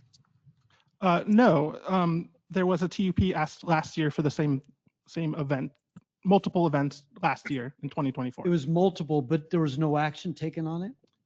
No, we decided to take it to the Board of Adjustment, and the applicant subsequently did not appear for hearing. And so the board tabled the event or tabled the application with no decision made. Never a decision made on it. Correct. And that was for multiple events, and this is just for the one. Yes. A new application. Correct. New application. You speak wisdom with your thought process. This is kind of like training wheels for whether somebody deserves to be granted an SUP, and they don't have to do this, right? Everyone could just go straight to an SUP. It could be granted, and then you could just live with whatever the circumstances are. The TUP does give the applicant an opportunity to prove themselves, and it gives the county board of supervisors an opportunity to evaluate how they performed and evaluate a future SUP. So I can see some wisdom in a singular event that gives them an opportunity to demonstrate they can be a good and reliable operator. That is an excellent point. That's an excellent point. And plus, also, it could help you figure out if there are things you need to amend or address in your special use permit. With that said, I would move for approval of TU 250036 for the special event for the wedding on October 25th of 2025 only. Second. Motion by myself and a second, motion for approval and a second by Vice Chairperson. Rosalie? Member Ba, Yes. Yes. Member Clapp, Sorry, did you say my name twice or did I? fall asleep there. Oh, Member Yes. Clapp? Yeah. Thank you. Member Ward, Yes. Vice Chairperson, Yes. Chairman Loper. Yes. Chairman, we have a motion for an approval by a vote of 5-0. Good luck to you. And as noted, you have the special use permit. I would encourage you to move that forward. This very much is going to, for lack of a better word, prejudice how that special use permit bears out. So best of luck to you. Move on to the last item on our agenda, TU 250037, the Gamble Field Dog Show, also in District 4. And this is Isaac Perez. Isaac, you're new to the department, I take it. So welcome aboard. We are a very tough board, as you can tell. We grill staff heavily. And so be prepared. We don't cut you any slack. Welcome aboard. Mr. Chairman, before we proceed, may I confer with council real quick? Yeah, absolutely.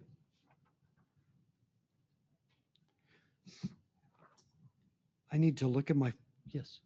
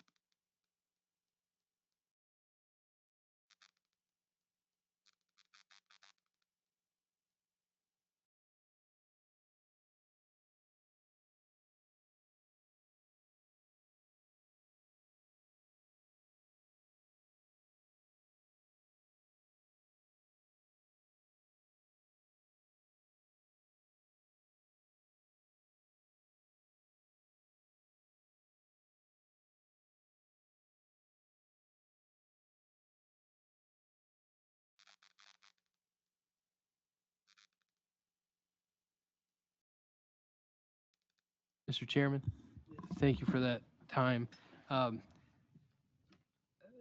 There is some confusion in poorly drafted amendments to the bylaws. It mixes variances, which are quasi judicial, cannot have ex parte communication, cannot have recommendations. And they don't. Not have conditions with a temporary use permit, which is a land use decision. It's not quasi judicial. It will always have conditions, and we've always made recommendations. In fact, staff administratively is the deciding body on a temporary use permit administratively. So what comes before you is because staff would deny a temporary use permit. It's the appeal of a It's an denial appeal. that's brought to you. But what we have done in practice is gone straight to the TUP. We advertise the 10-day period for public comment and the board date at the same time.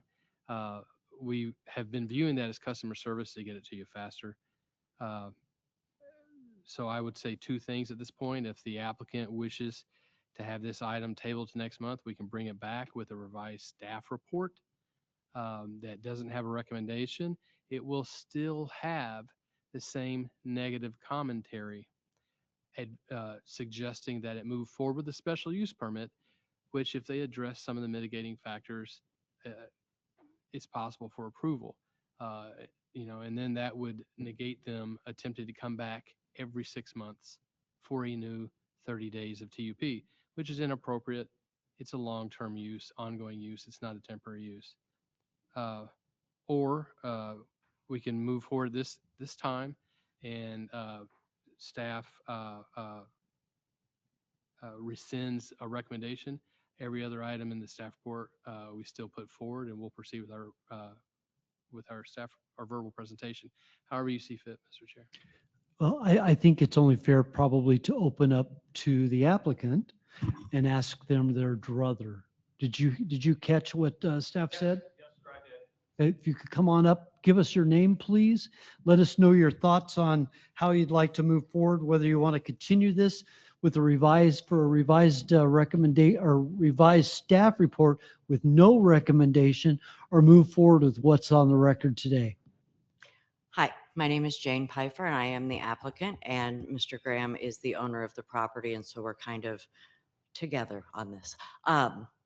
I have no problem with moving forward today with just the leaving off of the reading of the recommendation. Okay. Like we have encountered difficulty in this process, and for us to be able to understand what is actually needed, necessary, and required, we've done a lot of research. And when things don't match and we can't get answers, it becomes very frustrating. And so I do apologize for the abruptness of trying to get the board's attention. There's a lot of frustration going on. Okay. All right. With that said, we'll just go ahead as if this was just a normal case then. And Isaac, we'll turn this back over to you. Again, this is TU 250037, the Gamble Field Dog Show in District 4. Go right ahead. I don't know if you want to tell us a little bit about yourself or just go into your presentation. It's up to you. Just a little bit about myself. I've been working in this department, planning and development, for about 3 years now. Started off as an intern. Okay. Did some plan review, did some development services, now working as a planner. So I'm thrilled and excited to be part of the planning team now, and thrilled to be look forward to working with each and every one of you. Well, good. Welcome aboard. Thank you. Thank you, Chairman Loper, members of the board.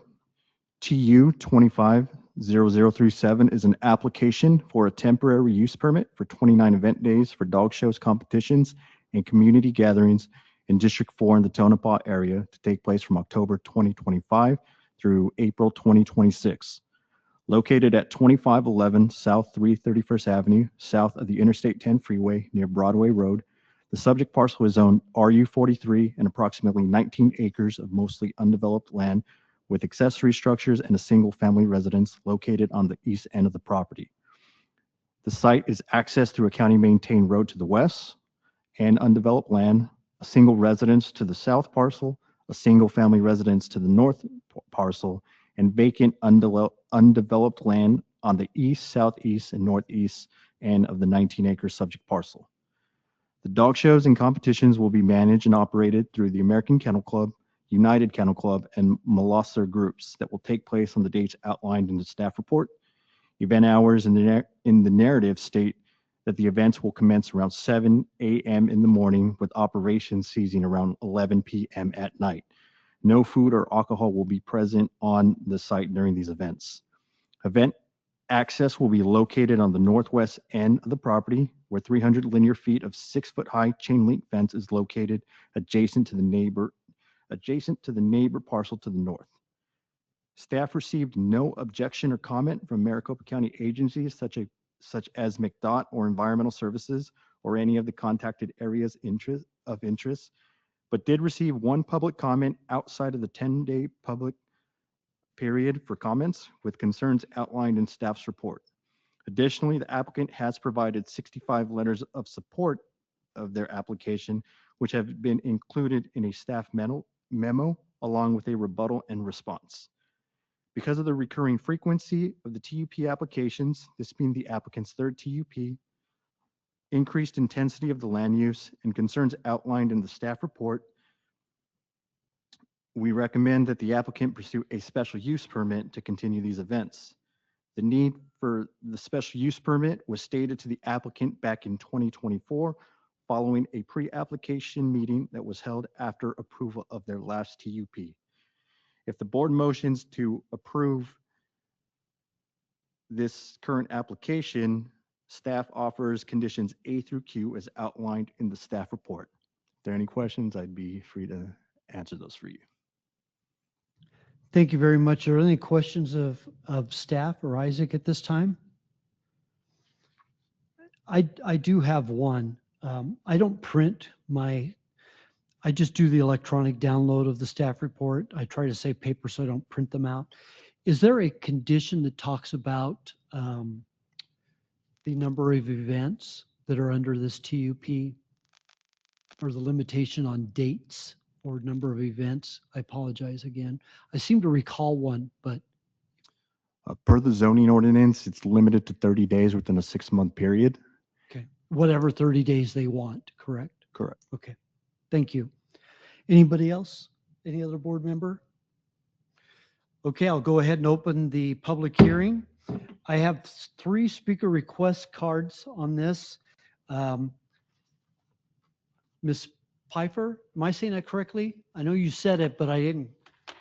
Yes, sir. So again, my last name is Pfeiffer, and it is spelled P-E-I-F-F-E-R, but I do believe in a couple of Mr. Perez's mentioning of my name, he did spell it phonetically so that he would pronounce it right and did. So, so that's good.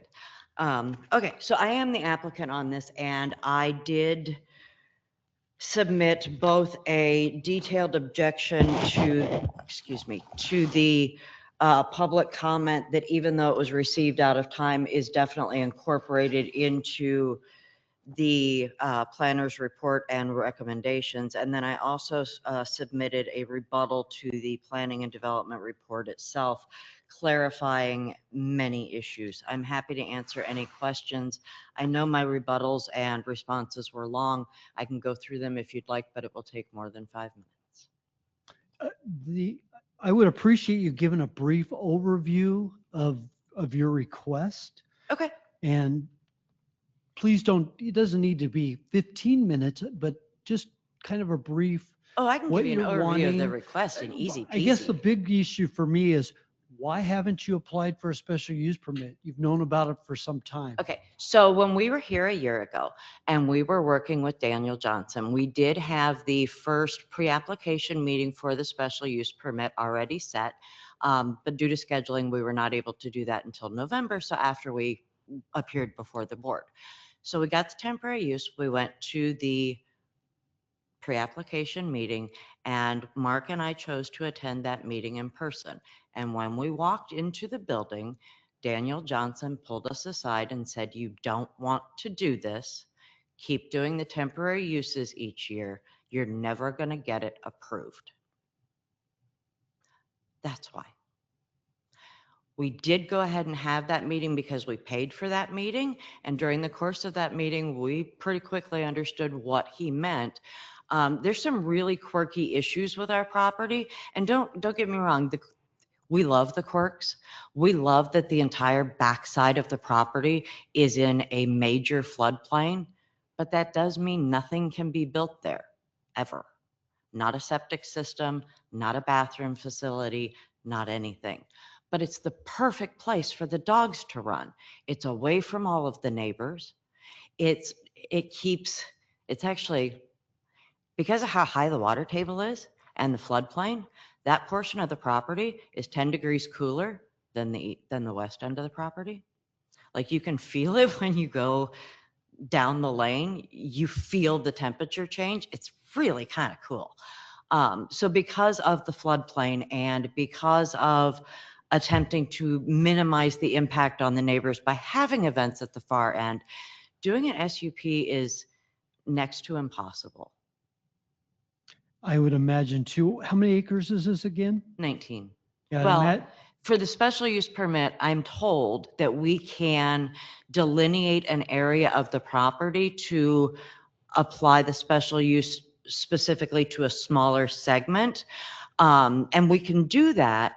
And so if we eliminate the homestead portion and the home business portion, that would actually eliminate about 5 acres. And so it would be the 14 and a half-ish. And the fees on that are, well, extreme. there's still a lot. Yeah. Tell me about the events that you're requesting. So the dog events, what we have is we have a lot of the nonprofit dog organizations here in the Phoenix metro area that need to have extra space for their dogs and their dog activities. One of the concerns that everybody always has with dog events is how does that interact with the public? Well, the benefit of coming out to us is that it is a fully fenced property where you don't have public randomly appearing the way you might at a park. And so it gives a more peaceful and serene setting for the dogs, for the participants, and keeps the dogs and the public who may be nervous about dogs at a further distance from each other. The space does allow for them to set up for confirmation and show rings where the dogs essentially walk around in a circle and judged for their appearance and their grooming and their breed standards and a whole lot of things I don't really know anything about. And then we also have dog activity events where they do what's called, ironically, Fast Cat, which is a doggy 100-yard dash in an enclosed track. And the dogs run for time. And so you'll see a lot of the greyhounds or the whippets or your running dogs, but it is open to dogs of all breeds. And then you will have conformation and trick dogs, dogs that catch frisbees, dogs that dance to music, dogs that, how well do they listen, turn right, turn left, find the hidden object. This year, one of the groups is wanting to do a farm dog test. And one of the main tests is, does the dog bark at farm animals? If they do, they're not a farm dog. So it's basically to see how well they remain silent and follow directions and things of that nature. Yes, sir. Well, okay, and that actually sounds like it'd be a lot of fun. But what about like the days, the hours of operation, how many people attend, parking, things like related to the land use and the operation itself? So generally speaking, there is never anything that is put up for more than the time of the event. We generally use step-on stakes or the little black and plastic and metal step-on stakes to create rings and tracks. The groups show up to set up at 7 a.m. Participants start rolling in around 8 o'clock. Most of the traffic is between 8 and 10 when everyone arrives. They then participate and have their events. And then the participants leave generally between 5 and 7 p.m. And then any breaking down of rings to prepare for the next day occurs. Any resets occur during that evening hour. And then usually each group has a small administrative meeting of their members. Okay, how did it go? Just recapping the day. And then everyone is off-site, and generally the gate is locked by 10 p.m. But once in a while we do have something that needs to be finished up and the gate is locked by 11. Stragglers. In terms of, I can see from the aerial here, the buildings, tents brought on, trailers, RVs. Do people camp there? So we have had people request to camp, to overnight dry camp. And it has been something that we have allowed in the past because it is dry camping. And so and I've reached out to the environmental services to find out what I need to do. And what I was told by them over the phone, I should have recorded it, was that, friends and family that come to visit and stay in their RV for the weekend don't require a permit. The folks that come and do these events are friends. We've known them for years. The only people who stay are generally the people who have a responsibility to guard their equipment from the coyotes. And this is a weekend event? Yes, sir. Usually they are Not weekends. weekdays? No, not weekdays. Is it so? Well, once in a while there's a holiday weekday. So there's one group that does Martin Luther King Day, and so that is a Monday. Like a holiday? Yeah, yeah. So the temporary use permit is 30 days within a 6-month period? Yes, sir. So the plan would be to do it the 4 weekends that you're allowed, or you would do a weekend here and then maybe wait a month and then do a weekend to try to scatter that out? Or are you going to? So they are scattered out over the 6 months, and there are some months that have more dates being proposed and some months that have less. I believe in December, we're using 1 weekend. In November, we have 1 weekend. So it is 29 days total. And the thing about that is we actually added some extra days just in case we wanted to use them for things like the last weekend in April on our list. It's actually the first weekend of April. That's Easter weekend. And so if one of the church groups wants to do an Easter egg hunt on the field for little kids, we would like that. But it's not actually scheduled yet. It's just kind of a placeholder date. Right. Yeah, we're kind of mixing some uses here, but I'll talk about that, or we'll get into that a little bit later. So typically for one of the dog show events, number of people, cars? It does vary quite a bit, and we don't always have a total number of people, because what is required to register for those events with the organization is the number of dogs. So you'll have somebody who might bring 5 dogs and other people who might bring 5 people because their children are handling the dogs, and they'll only bring 1 dog, but there'll be 5 people. Generally speaking, attendance is anywhere from 25 people to 75 people. Okay. Attendance for dogs is anywhere from 50 to 100 dogs, 150 dogs. I'm sorry, go ahead. What about, you heard some of the questions from the previous case. So some of those are germane for this or apply to this. What about food? Is food provided, or food trucks brought on site? Is there entertainment that's happening during this? Go ahead. The only entertainment is the dogs when they're doing the trick dogs. We do not utilize any, there's no background music. There's no, we do use a small portable PA system for making announcements. It is not as loud as the speakers in this room, and it is only to make sure that the event continues to move quickly. Not all groups use the PA system. Some of them use small handheld bullhorns. Others of them use whistles. So it all depends on the group, and that's up to each group. As far as food goes, many of the groups either do a potluck where each of their members bring in food, or on occasion we do arrange for a licensed food truck to come out and serve those who are on site. But food is not necessarily done at every event, depending on what type of activity it is. So yeah, it's not. But not something where you'd call it a food truck event, like oh no, sir. 3 or 5 or more. Oh no, sir, no. Okay, and then I'd ask, but we started talking about RVs. Tents ever, like major tents ever brought in? I'm not talking about the 10 by 10 or 12 by 12 pop-ups, but, circus type tents where you have major things, are those brought in or used? No, sir. We'd have to get a permit? Right. We do not do anything of that nature. We did that with the first one where we had the concerts and had a quinceañera. They brought in the big carnival style tents. Those are kind of crazy. It is not something we are even contemplating as a future use at all for that type of thing. 10 by 10 canopies brought in by the event goers, they are required, and everybody is put on notice. They are required to stake them down. They are required to sandbag them. They are required to bring them down every night. We get some kind of wonky winds out there. And so everybody is well aware that they must be fully anchored and then fully removed and brought down.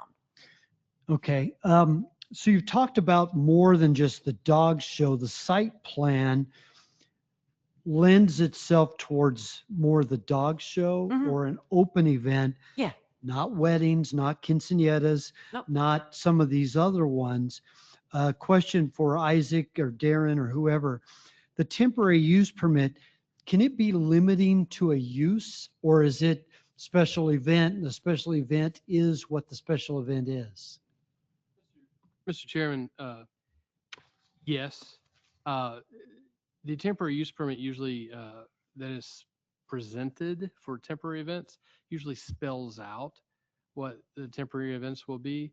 My understanding is that they've called it out for dog show related activities, dog event related activities.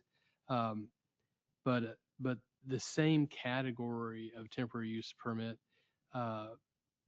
for temporary special events covers a broad spectrum. It can be farmers and markets. It could be all kinds of things.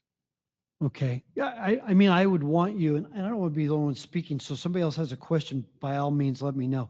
I don't want to be limiting for your success, but the impacts for a wedding, which typically goes into the evening, much different than a dog show or an equestrian event or something else that is a daytime activity, which, I didn't even ask about lighting, but lighting's minimal probably for your event, except for in the evening where people are leaving versus a wedding, which would have something, alcohol may be served, food, things like that.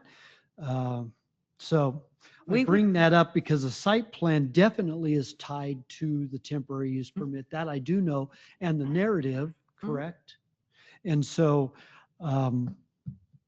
we would be happy to stipulate on record that we will not hold any weddings, quinceañeras, anything with amplified music or bands during this temporary use permit.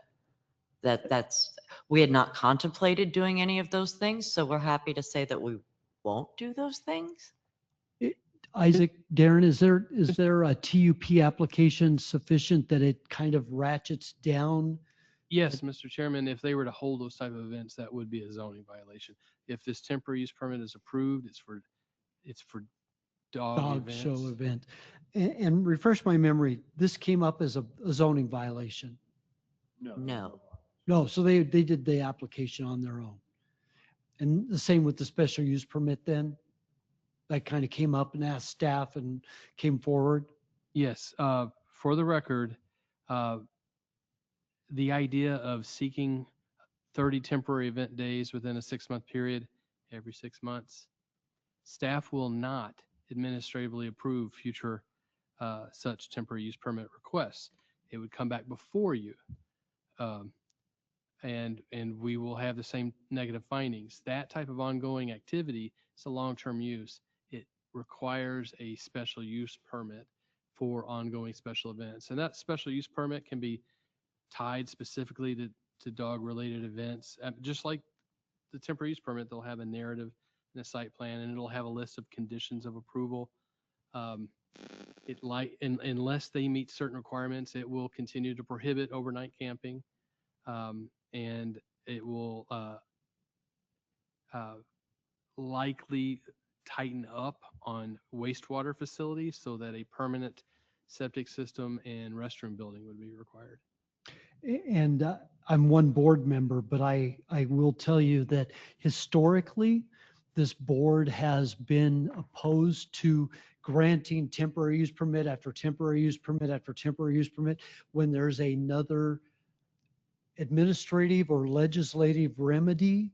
We're not in the business to just, keep granting these things when there's another entitlement avenue. Right. Can I interject right here?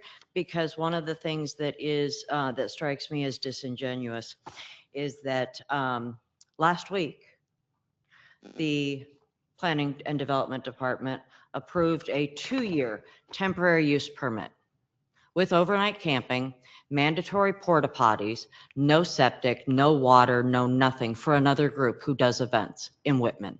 I have no A idea. 2-year temporary use permit, Ma'am, well outside of what I- they're saying. And I- we're asked for one a year, not every 6 months. I have no idea what that one is until you just mentioned it didn't come before us. True. Anyway, is that anything else you have to add on this particular case? No, wait, hold on. There's other speaker cards I have here.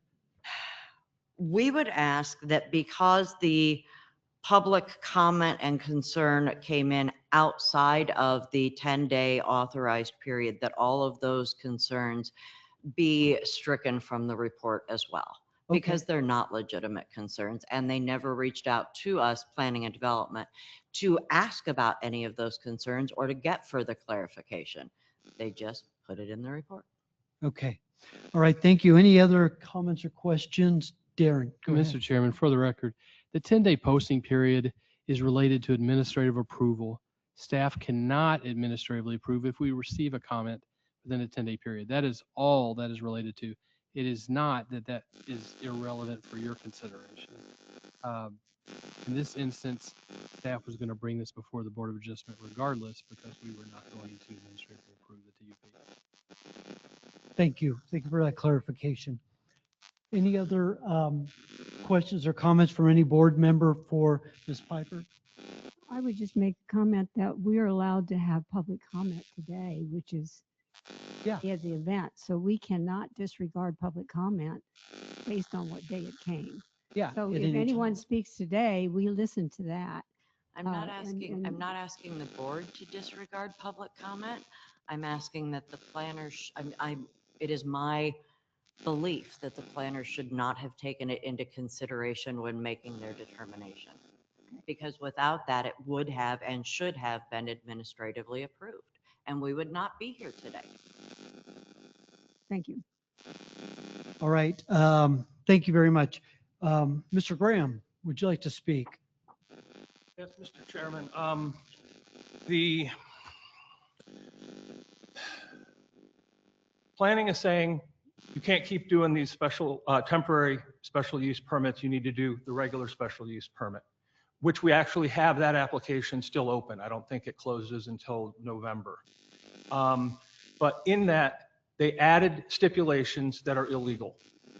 One of which, as we discussed with the city attorney, the previous county attorney, is that we own 331st Avenue. And that's a problem, because when you do the permanent one, road access and stuff becomes an issue. Why own the road? Why? Because the County Board of Supervisors directed engineering and county to acquire it in 1995, 30 years ago. The county attorney, previous one, said, I will have to give up my property in trade for a permit. That is illegal. It is unconstitutional under the Fifth Amendment. Supreme Court has ruled on it multiple times. And the Arizona court has adopted the federal rules on illegal taking of land. I cannot even voluntarily give it to you, because then that would be considered bribery rather than forced taking of extortion. So I think a lot of this is tied down to planning wanting me to give up 331st Avenue. I own 2 sections of it. Multiple neighbors all down the road own part of the road. And they've been kicking this issue down the street for the last 30 years. And now, because I want the permit, all of a sudden the road issue is important, and they want me to pay for their acquisition. But for a year, they haven't even bothered to contact us on it. We're more than willing to enter negotiations on it, but what we can't have is it used as leverage against us for issuing of a permit that anyone else would have been administratively approved for. Yeah, there are some landmark right-of-way and dedication and takings cases, Nolan and Dolan and the California Coastal Commission and a number of others that I would beg to differ. Max, did you want to add anything? No, at some point, it sounds like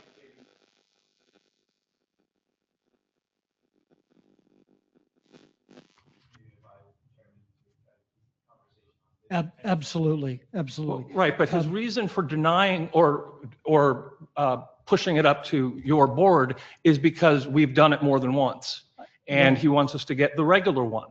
But the conditions of the regular one are that I give up my land in exchange for it, and that's not right. Again, this is the last thing I want to say, and I want to keep it back on this.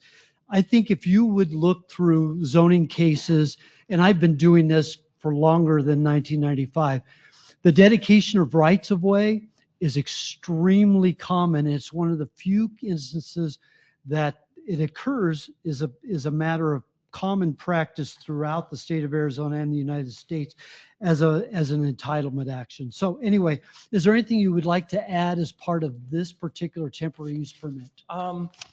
Yeah, we just like you to approve it so we can have dogs play on our grass. Okay. We really don't, we recognize that there are other issues looming in the background, and we're happy to discuss them, but they shouldn't be part of this board's decision-making on what's essentially dogs playing on a grass field.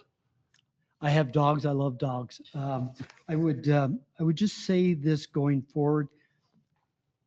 Please don't yell out in crowds. Bradley Mayfield, you put down as you wish to speak. Is that still true? Well, after seeing the goings on here, mine was more of the source of the complaints against them, the neighbor.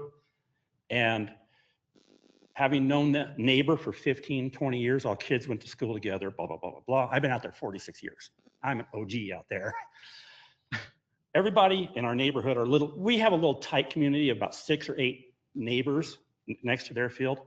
Everybody was fine, including the Albertsons, for the first year or two they were out there. They had a falling out. Don't know, don't care, not my business. After that, animosity started. Complaints through you guys, from them, I'm sure. And then when that wasn't working, it went to, let's get other neighbors to go against Mark and Jane. And when that didn't work, they came back to you guys more and more. You guys are dealing with the legalities of it, and I understand that, and I appreciate that. But there's an outside entity trying to use you guys for revenge, is what it appears to me as an outside window. I stay out of it. I don't care until my other neighbors start getting drawn in. So I'm just saying, consider the source, please. Thank you very much. It concludes the speaker request cards I have. Is there anyone else in the audience? Doesn't appear so, that wants to speak on this case. Do we have anybody online, Nadia or David? Nobody online. I'll go ahead and close the public hearing. Open this up to the board for discussion and or a motion.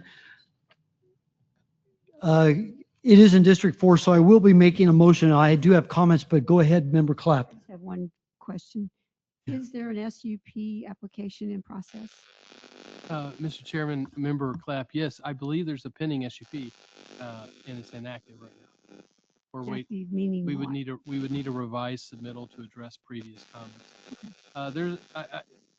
Not to go too far down that path, but a lot of it's going to relate to provision of wastewater facilities, which will be necessary not just for ongoing events, but for any camping.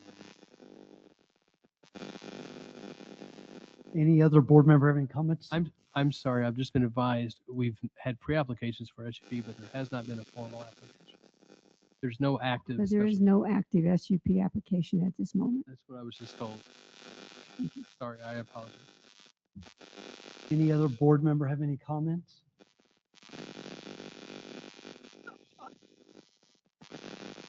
I do. I'm sorry, we already closed the public comment. So like with the previous case, this is an opportunity to test if you can, if somebody can operate within the confines of a granted permit. And that one was for one snapshot, one event, one time. This is multiple times, 30 days within a 6-month period.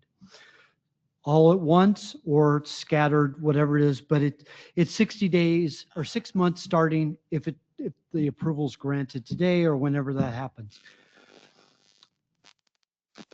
Operating this, as quaint as it might be, and as much as I like it because I like animals, it's still an investment and it needs to be taken seriously. It needs that special use permit. It's going to have an expense with it. It's going to require the things that staff talks about. You'll have to look into the legalities of right-of-way dedication. You'll have to look into what it's going to take to do restroom facilities. You're going to have to look into parking lot surfacing. You're going to have to look into the things it takes to operate the business or not. That's what it costs. It's what it costs everybody else to operate a business.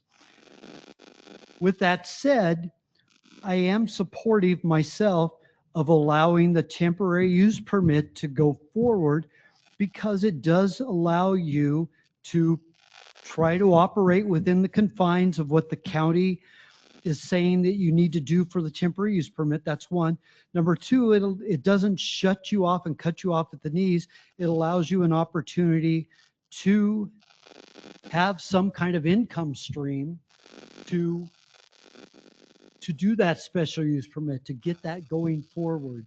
But it is a special use permit that you need to get to continue after that 6-month period. No ands, ifs, or buts, at least in my mind. You just can't continue just to operate. This is not the Wild West. With that, is there any other comment from any other board members? Member Person, Vice Chair Person. I would just echo what you said. I can certainly appreciate wanting to have a small business on your property, and I from reading through this stuff, I appreciate that you've tried to make some accommodations by moving the location of the portable toilets. I always appreciate when people come forward with these kinds of things and show that they're moving towards a solution and working with people instead of being antagonistic. I think that it's unfortunate that you have a neighbor that has made things difficult, but I would encourage you to try to resolve those things and instead of placing blame, like I want to help you, so make it easy for me to help you, but I don't want to see the case again. So I think that I'm supportive today, but it needs to go to the permanent one going forward. Member Clapp. Yeah, and I would just add that you mentioned that you should go for the special use permit after these events are over. I would do it while they're going on. I would proceed with a special use permit as soon as possible because apparently there is not one now on record. So I would start that process because you do need a special use permit for what you're doing on your property. And it is if I could add on to that, it is a lengthy, it's an entitlement process. By lengthy, it's doesn't take any longer than any other entitlement process, but it's not an administrative process. It's a legislative process.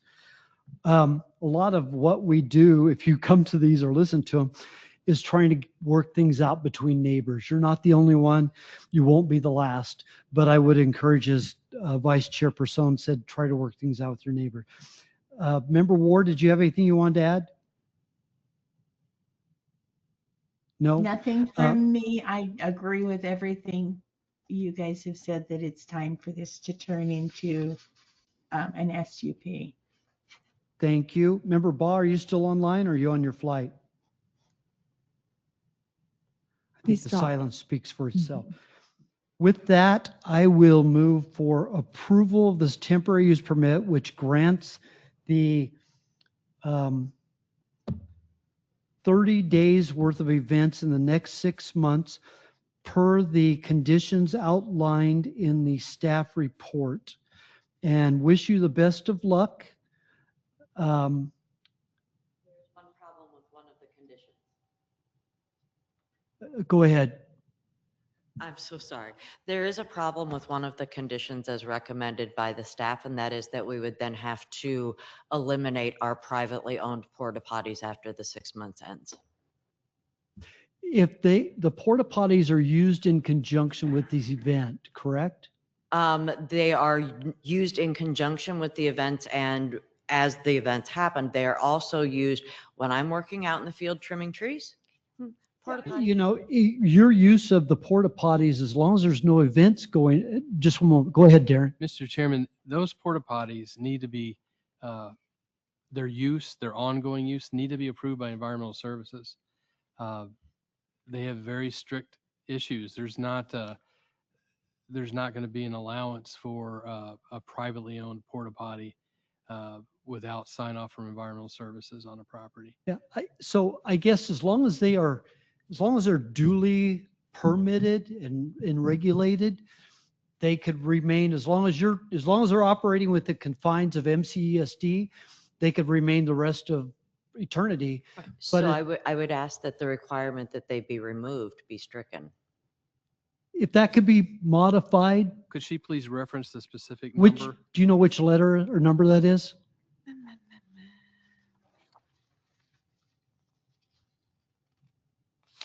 Of all of them, I figured Oh, I my should have goodness. printed this one and I did not.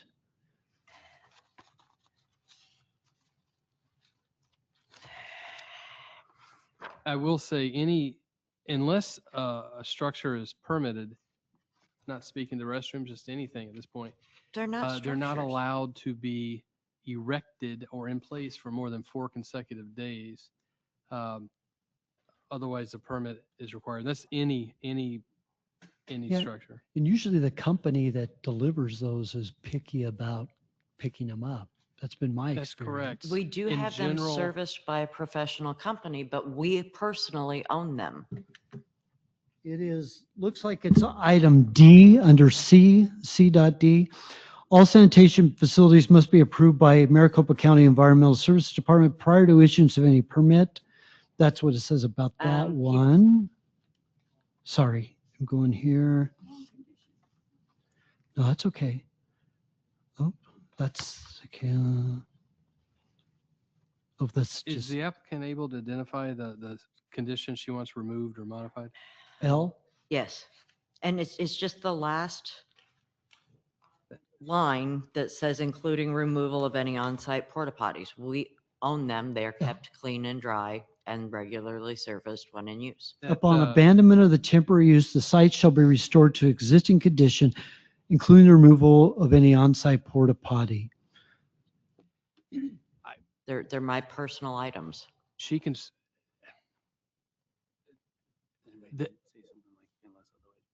So maybe a caveat at the end, including the removal of any on-site porta potty Unless- used in conjunction with the temporary use permit? Mr. Chairman, we have grave concerns with this situation because you can't store multiple porta potties on a private property. They can't be used on a private property. Under what law? We can say unless. Hold We on. could say if we could add to that condition unless permitted to remain by MCESD. Okay, are you good with that? No. Unless permitted to remain by MCESD? There is no law in Arizona about whether I can or cannot own a personal porta potty. I will, if it pleases the chair and the applicant's aware, I'm happy to refer this matter to environmental services today. Yeah. And they can determine if I there's any think, type of yeah, environmental I think that violation. maybe, I think that we probably should get direction from MCESD because I don't want to. They had no comment with our application and they But received the we same may not have asked a information. specific question. When's your first event?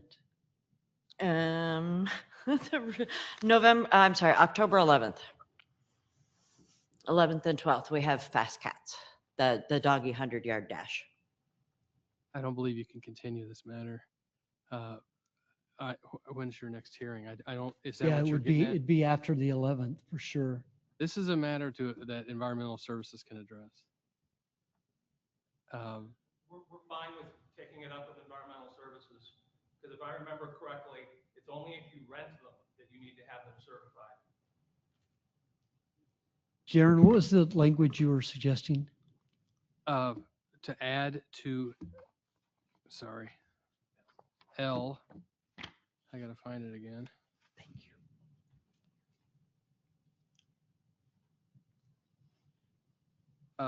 To start that L, say, unless permitted to remain by MCESD. That would be fair. That's not quite how it was said before, but I would agree with that. So that would read in its entirety, unless permitted to remain by MCESD, upon abandonment of the temporary use, the site shall be restored to its existing condition, including the removal of any on-site porta potties. You're good with that? I should specifically say unless porta potties are permitted to remain. Adding that at the end? No, let me read it again. Okay, I go ahead. apologize. Condition L, unless porta potties are permitted to remain by MCESD upon abandonment of the temporary use, the site shall be restored to its existing condition, including the removal of any on-site porta potty. You're good? Okay. Yes, sir, that would be All right, sufficient. I would modify my motion to include the conditions of approval as modified by staff and read into the record. Is there a second? Second. Second by Vice Chair Person. Rosalie? Member Clapp, Yes. Member Ward, Yes. Vice Chairperson, Yes. Chairman Loper. Yes. Chairman, we have a motion for an approval by a vote of 4-0. Thank you. Good luck. I hope this is successful. I hope it works No, this within. was a complicated thing. Good luck to you. Go ahead and adjourn. As always, our thanks to the folks with MCSO. I appreciate what you guys do, and thank you again very much for being here. Wish you guys could sit.